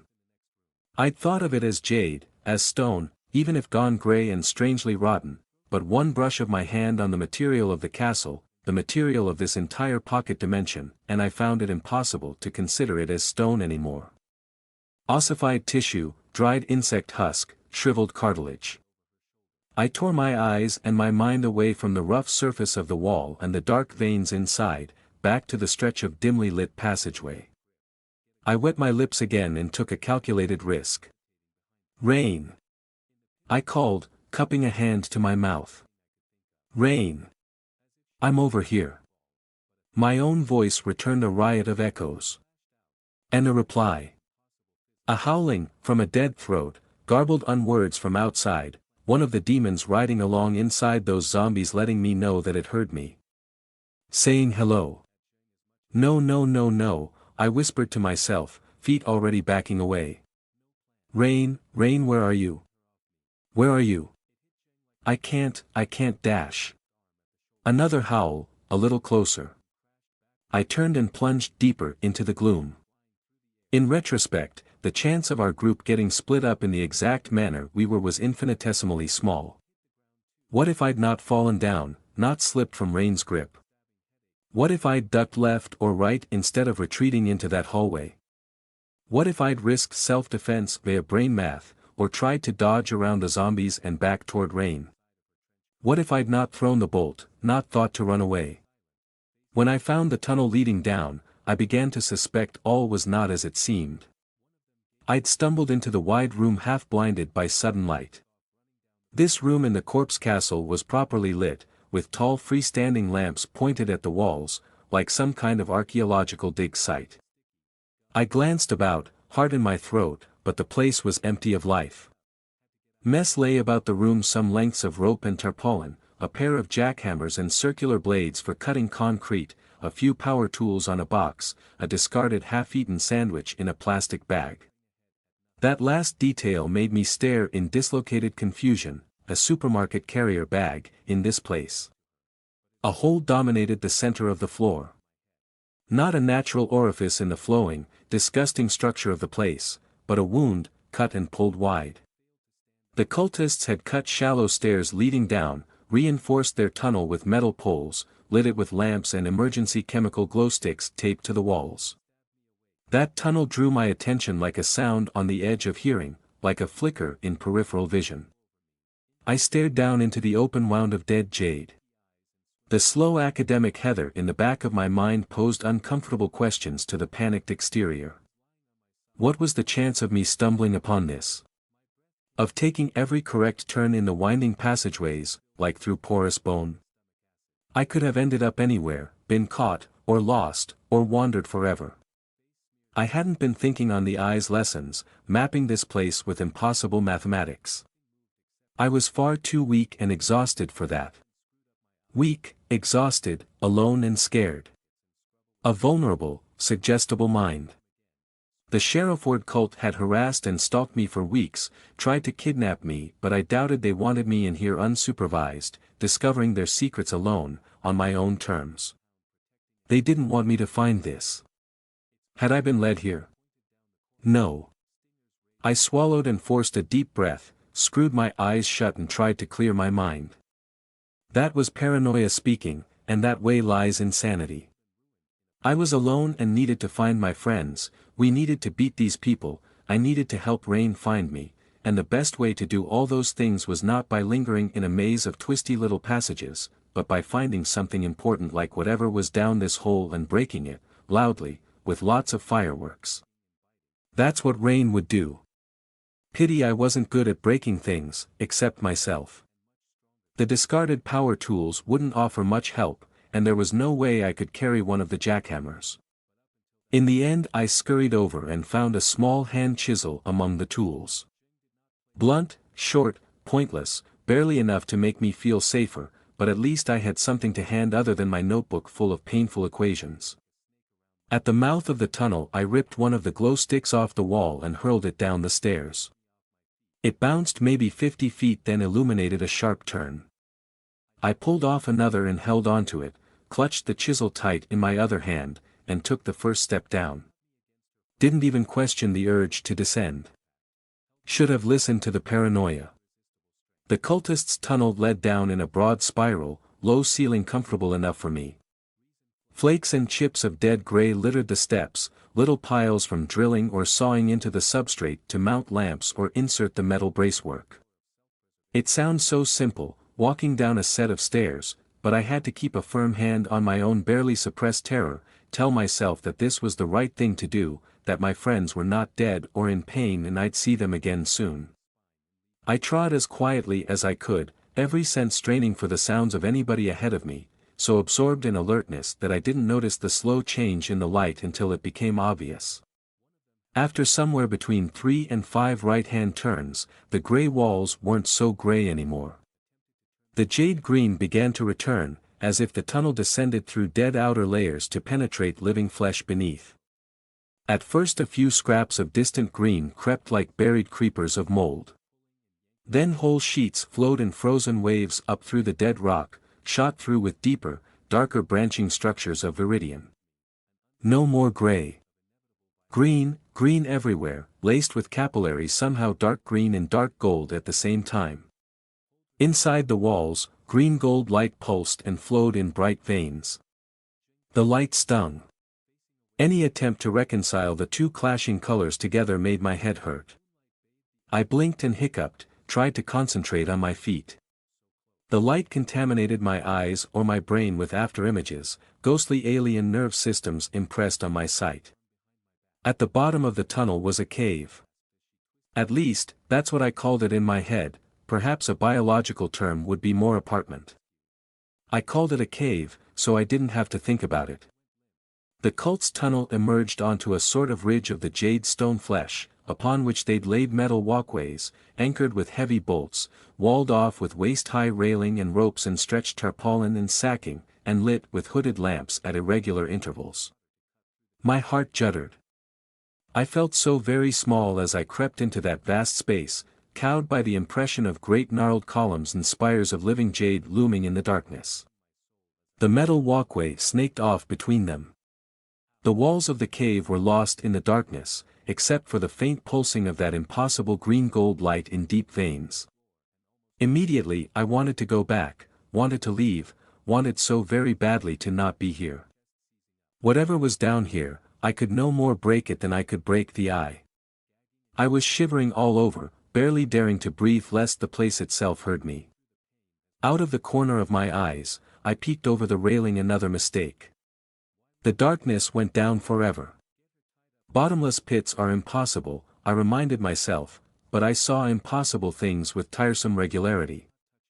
A split second later I squinted in confusion and realized I was wrong, the pit wasn't bottomless. A single point of light winked down in the void, almost like a star in the night sky, the same impossible green and gold as the pulsing light in the walls. The more I stared, the brighter it seemed, yet it stayed set in a void. How could it be so bright yet cast no illumination? An unwelcome revelation pressed in on my mind. An uncontrollable shaking started in my lungs, spread to my hands, my breath. Heather! I jumped out of my skin. The whisper saved my sanity. I bit down on a yelp and spun in surprise, chisel and glowstick thrust out, as if they could protect me from anything that might lurk down here. And there she was, a little way down the metal walkway, peering around a column of dark jade. "It's me!" Lozzie hissed. "It's me! Lozzie!" She scrambled toward me and launched herself into a half-tackle half-hug, heedless of the sharp object in my hands. She needn't have worried, I'd already let the chisel fall from my numb fingers. I caught her and hung on tight, too shocked to say anything as she clung to me, too overwhelmed by the sudden shared body heat, the squirming limbs, the scent of another person. She whined low in her throat like an animal, and buried her face in my shoulder. The relief, the unbelievable relief of not being alone in this unnatural place, of finding one friend, at least. After a moment we both pulled apart, as if by mutual agreement. Lozzie held onto my hands and swung our arms together from side to side, like we were a pair of schoolgirls standing in a playground. She lit up in a huge smile. "I found you. I really found you. Are you okay? Did you get hurt?" "You didn't get hurt, did you? Where are all your friends?" "You're alone now, okay, that's not good, but we can work with it, we can fix that." She vomited up a torrent of words, breath shaking as she spoke, nodding and rocking, then caught herself and almost giggled, lowered her tone to a whisper. "You really shouldn't be down here, Heather. It's super not safe. I'm actually really scared right now even if I don't seem it, you know." Her smile quivered as she bit her lower lip. The real Lozzie was not as perfect as her projected dream self. She was greasy and unwashed, though I didn't give a damn about that right now. I probably still smelled of sweat and vomit myself. Her nails and cuticles were chewed to ragged stubs, dotted with little scabs. She wore 2 long-sleeved t-shirts one over the other, and a pair of old pajama bottoms, her feet bare, toes curled against the cold of the metal walkway. Her endless wispy hair was a matted mess and a livid bruise marked her face where her brother had hit her earlier. She looked borderline malnourished, too thin and pale, a half-starved teenager held together with manic twitchy energy. She had something wrong with her eyes. Her lazy, heavy-lidded look from our shared dreams was held in reserve behind panic and fear, but it was still present, a slackness in her extraocular muscles. Guess I hadn't been entirely myself in the dreams either. I trailed off, overwhelmed by the solidity and physicality of her.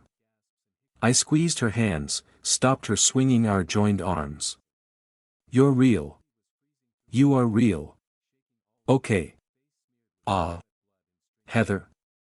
She blinked at me and tilted her head rapidly from side to side. Of course I'm real.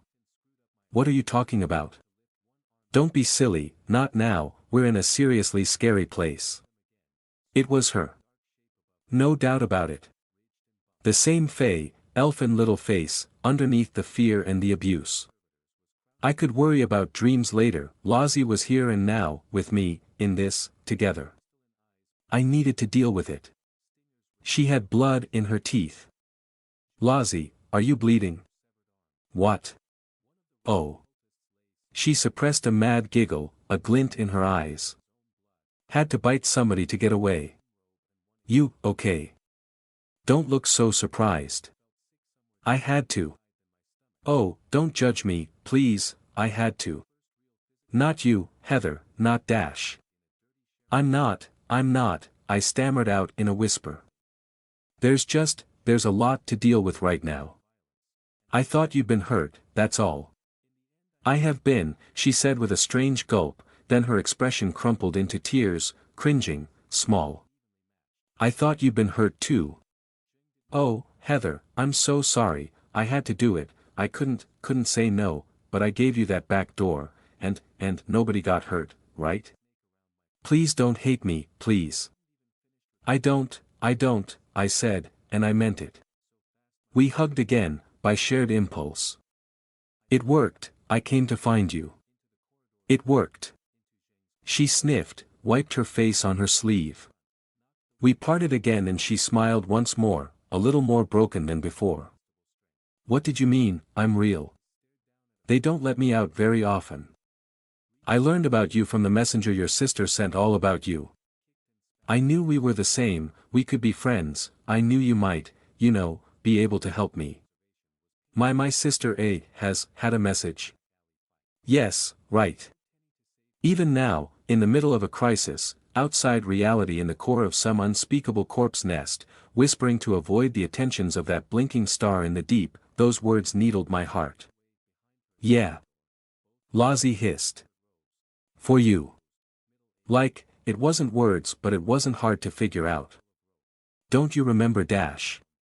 Why didn't you tell me? I hissed at her. Lozzie blinked and recoiled, a startled fox. It was, from Maisie, Dash. I did. Her hands went up. You don't remember? It was the first thing we ever talked about in the dream. I told you. She needs help. She was asking for help. Like me.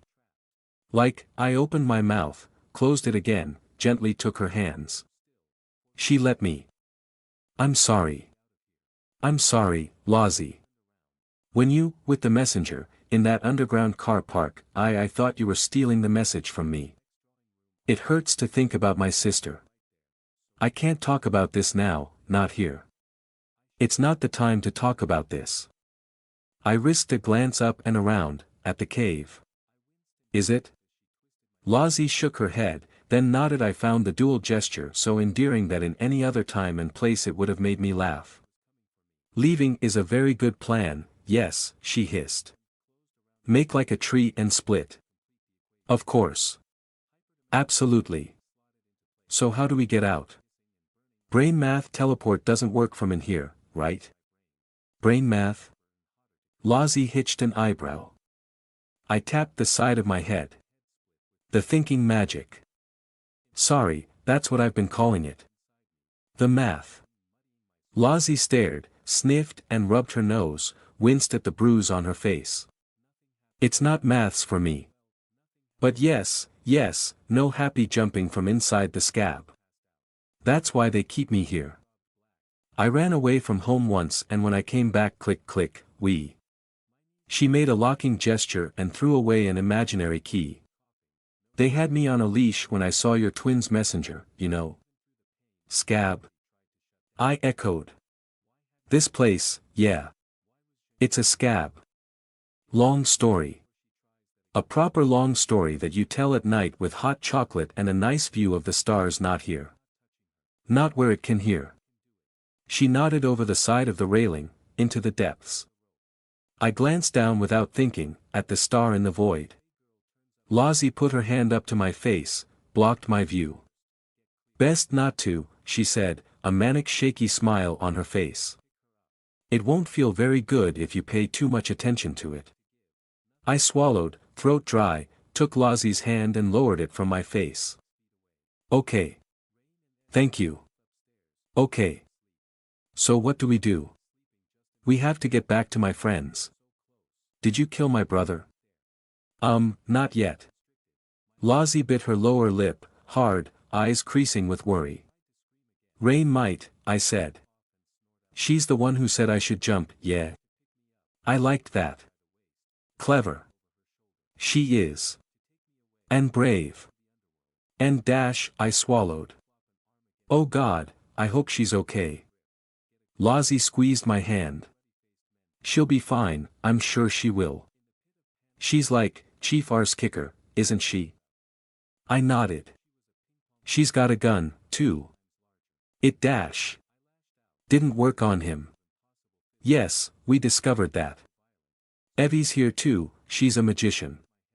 And Twill, she's a werewolf. They must be able to do something to him. Lozzie blinked at me. Werewolves are real. I know. Stupid, isn't it? Are you kidding? That's so cool. I love it. Lozzie peered over my shoulder too, then bit her lip and looked up at the distant ceiling, lost in the darkness. What does your brother the cult, what is it they want with me? I asked, unable to bear the silence. Lozzie met my eyes, seemingly distracted. Because you're like me. All he's done for years is try to make more of me. She glanced back the way she'd came, half turning on the spot and chewing on the stub of a fingernail. We could go back through the underground, but don't look down at it, okay? And try not to listen. Stay close, okay? It's really good at getting inside your head and making you think you want to listen. Lozzie shot me another shaky smile, then tugged on my hand to lead us deeper into the cave. Don't listen. To what? I whispered. My brother already heard it earlier, Lozzie muttered, a sad pinch in her voice. When he said it on you and your friends outside the castle. It's hurting a lot now, it needs somebody to listen, but we really shouldn't. Try not to, okay? Try not to. Perhaps it seems strange that I would so readily trust a person I'd met in a dream. A vestigial part of myself, cradled in my heart, asked again and again if this wasn't a symptom of insanity. Wasn't this the exact behavior I was supposed to watch myself for? That I'd spent years punishing myself for, terrified that at any moment I might slip over the edge, talk to people who weren't there, scream at invisible monsters, retreat into a world of my own imagination. That part of me was obsolete now, proved wrong, but I didn't shout it down or bottle it up, I soothed that terrified, battered part of myself. It was okay, her watch was over, and now I had to be brave in a very different manner. Being brave wasn't easy in this place. I'd never been in a cave before. Not exactly a good family day out for a girl with schizophrenia and night terrors. I clung hard to my initial sense of this place as a cave, a natural formation in rock. Geology not biology, no matter the impression of organic structure in all the looming shapes in the darkness. Lozzie and I held hands as she led us creeping back along the metal walkways. The pulsing green-gold light lent her face a sickly, contagious pallor, turning her into a half-starved plague ghost. I must have looked terrible too, twitchy and frightened and doing a bad job of hiding my fear. We made quite the horror movie couple, a pair of scrawny, unhealthy apparitions one might encounter in a dark, forbidden place. Lozzie paused before each turn, each corner around another projecting spar of living jade. She held her finger to her lips, craning up on tiptoes and peering around rock outcrops. The first time she did this, I whispered as quietly as I could, "Is anyone down here?" "Doubt it, she hissed, and shot me a mad smile over her shoulder, half hidden behind the sleeve of her filthy t-shirt. Lost them all upstairs, but a zombie might wander down. Nobody else would be stupid enough, not like us. I trusted her completely, not in spite of her obvious mental illness I could recognize. That now, with the clarity of my waking mind, but because of it. We'd been together in far worse, far weirder places than this, by choice and for the sheer joy of fascination, but always cushioned by the dream logic. Always with the knowledge that if anything really went wrong, we could simply join hands and leave, go somewhere else.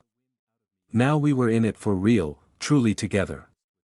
The cult's pathway branched several times, vanishing into unlit dead ends or unfinished drops onto the jade substrate itself. We passed a gigantic branching stalagmite of green-gold glowing rock, a monolithic tree in the heart of the cave, and I spotted a wide metal platform far ahead of us. Wedged underneath a convenient overhang of rock, on the platform stood structures I couldn't quite make out at this distance, a few tables perhaps, bundles of rags, tools and debris and... Lozzie, I murmured, squinting. Up ahead, are those cages? Yeah, she hissed. She must have caught my expression in the corner of her eye, because she turned to me and smiled that shaking smile again. Oh, it's totally okay, you don't have to look at them. Just concentrate on your feet when we pass by, yeah? Or look at me. What? I said in an empty whisper. It's fine, I'm our eyes right now. Okay. I'll navigate. No courage to push the question, but neither could I look away from the cages up ahead. 6-foot cubes of steel mesh. Dog cages? Lozzie tugged on my hand. You don't have to look. Don't look up, don't look down, don't look at what was right in front of me. I began to feel a little like Perseus in the Gorgon's lair. The act of thinking about it, the core of this place, drew my eyes over the side of the railing, to glance at the shining star thing in the void below. We seemed closer to it somehow. No longer a point of light, I saw or imagined I saw a faint impression of roiling energy through a gap in a cracked shell. I still held the glow stick in my free hand, and suddenly felt the most bizarre urge to toss it over the railing, so the falling light might reveal the smallest fraction of the true shape below. Heather. Hey, no, here. Lozzie touched my face, brought me back up and around. I drew in a sudden deep breath and blinked at her frowning face. Oh, that was weird. I was dash. You mustn't let it distract you. It's really good at that. I don't blame it, it's lonely and mad and in pain, but you mustn't listen, you're too good, Heather. You're too good a person, too kind, too nice. Don't let it talk. Oh okay. I took another deep breath and shoved the glow stick into my pocket. It's hard to think clearly right now, that's all. Talk to me then. We'll drown it out together. Lozzie beamed at me as she dragged me onward. The metal platform lay only a few hundred meters ahead now. I struggled for the words to distract myself. Well, why the goat skull mask? What was that all about? When I first saw you, I mean. It's a skull. Lozzie almost giggled.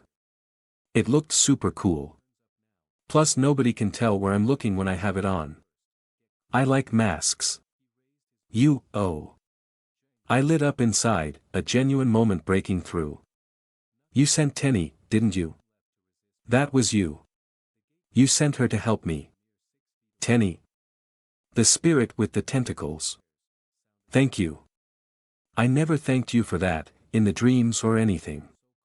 She used your name once, even. I get the feeling she wasn't supposed to give that away, but thank you. She saved me, weeks ago, it's kind of a long story. Lozzie paused and blinked at me.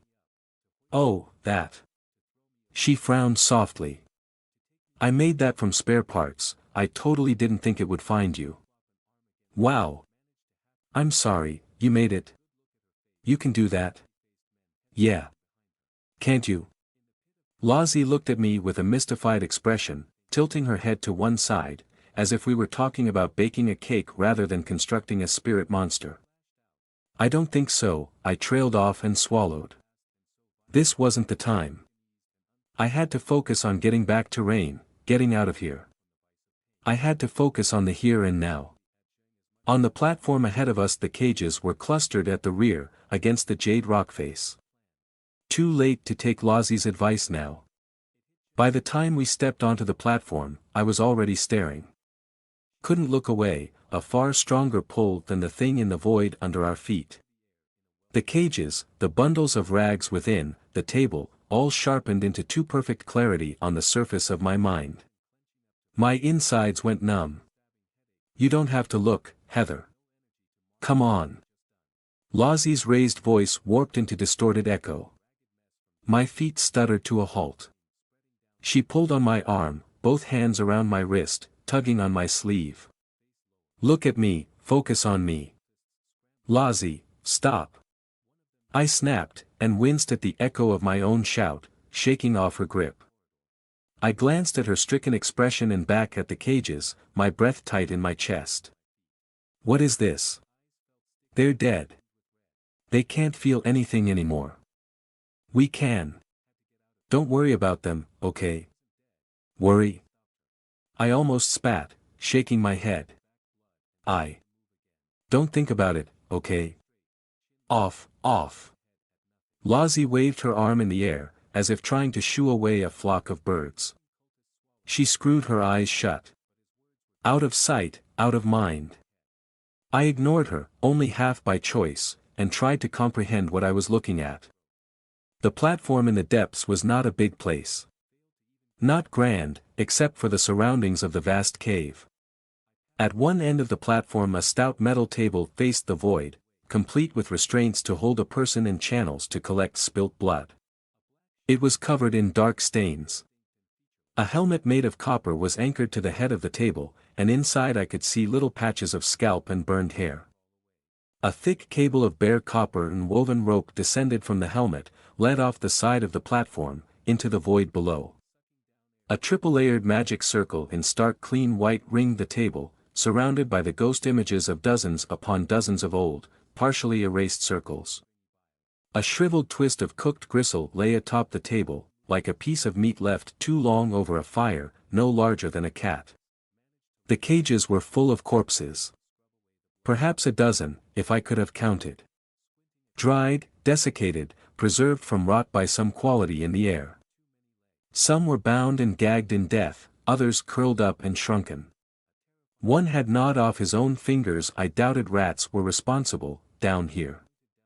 Several had their eyes bandaged as if blind, the dressings caked with dried blood, the faintest green-gold glow showing through the fabric. All were lumpy and misshapen under their filthy clothes, as if changed in hidden ways. None could have been older than 20. Several were small children. Lozzie spoke, waved her arms about, grabbed my hand, but I didn't really hear her. I wasn't surprised. I'd seen the prelude to this discovery, the zombies made from kidnapped homeless people, the ape demon impaled outside the castle as a warning. The fruit of cruelty. I'd never seen evil before. The eye wasn't evil, it was alien. Despite everything it had done to me, to my sister, despite the torture of having my mind altered, my reality bent and broken, the eye was not evil. The star in the void wasn't evil either, nor were the nightmare spirits I saw every day of my life, nor the inhabitants of the 100 outside places I'd been to. This little space, this thing done by people, this was evil. This filthy secret, this felt like the center of what the Sharrowford cult was doing. I didn't need to be a genius to connect the dots, the corpses to the table, the helmet, the cable dropping into the depths, down to that thing in the void. Forced communion. And if you dwell on it, it'll eat you up, it'll take every piece of dash. Can we destroy this?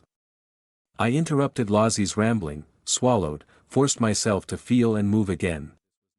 I looked right into her heavy-lidded eyes. She juddered to a halt and blinked at me, then sketched a shaky smile and nodded sideways into the pit. We'd have to kill that down there, she said. This stuff's just stuff. How? How? I glanced down into the void, then pulled my eyes back to Lozzie. It was easier, with this coldness inside me. How? She shrugged. A laugh jerked out of her mouth. I don't know. A nuclear bomb? A god. Drop God on it. Right. That'll work. Point taken. I squeezed my eyes shut. I'm sorry. It's okay. It's okay. She swallowed and sniffed, eyes twitching and flickering over all the evidence she tried so hard to get me to ignore. Maybe Evelyn can stop it. She's a magician, I muttered, more to myself than Lozzie. I have to tell her. Lozzie, what is this, what's it for? How do we break it? She shrugged. I don't know. I'm the only one it ever worked on. What? You mean dash. You can't just rape it and expect it to give you a piece of its mind. They can't make another me, because they just want to take and take and take and there's nothing left down there. It gave me all it had. She screwed a finger against the side of her skull. It was a present, a gift, all it had. You get it, right? I stared at her, horror building on horror. But I nodded. Yes. Yes, I think so. I wish we could kill it. She sniffed, tears in her eyes. Put it out of its misery. Maybe there's a way. Maybe Evelyn knows a way. Maybe we can dash. A silent blur launched itself up and over the side of the platform railing. Lozzie and I both screamed and jumped, grabbing at each other like small frightened animals about to clamber over themselves to get away. A heavy hand twisted against the railing, a long coat whipped through the air. Boots hit the metal in front of us. Jing landed on the platform with all the grace of a drunken elephant. Her left side was still soaked with crimson, half dried into a sticky layer down her coat and trousers and all over her boots. Her left arm, the one I'd torn off, had completed the disgusting reattachment process we'd witnessed earlier in the fog labyrinth. It hung slack at her side, naked and covered in a winding mass of occult tattoos so dense they turned her pale flesh to almost solid black. Her shoulder wound formed an angry jagged expanse of pulped, re-knitting flesh. 7 feet of zombie muscle straightened up, cracked her neck, and turned dead eyes on Lozzie and I. She was all there. For the first time ever, I reached for the hyperdimensional mathematics without even thinking. Maybe it was the memory of her grabbing my face and holding me immobile, maybe the shock of her dramatic entrance, or maybe I was finally turning into something beyond human. I grabbed at the impossible equations held so gingerly in the back of my mind, broke the seals, clenched my teeth as I spun the numbers into place, each lever of reality tar slick and burning white-hot inside my brain. Knock her clean off the platform, burst her skull, blast her into steaming meat. Could I do any of that? I could. In that moment of panic, I knew I could. Might kill me, but I could. I sagged in Lozzie's grip, my head and guts on fire, half a second away from an equation to rip reality asunder.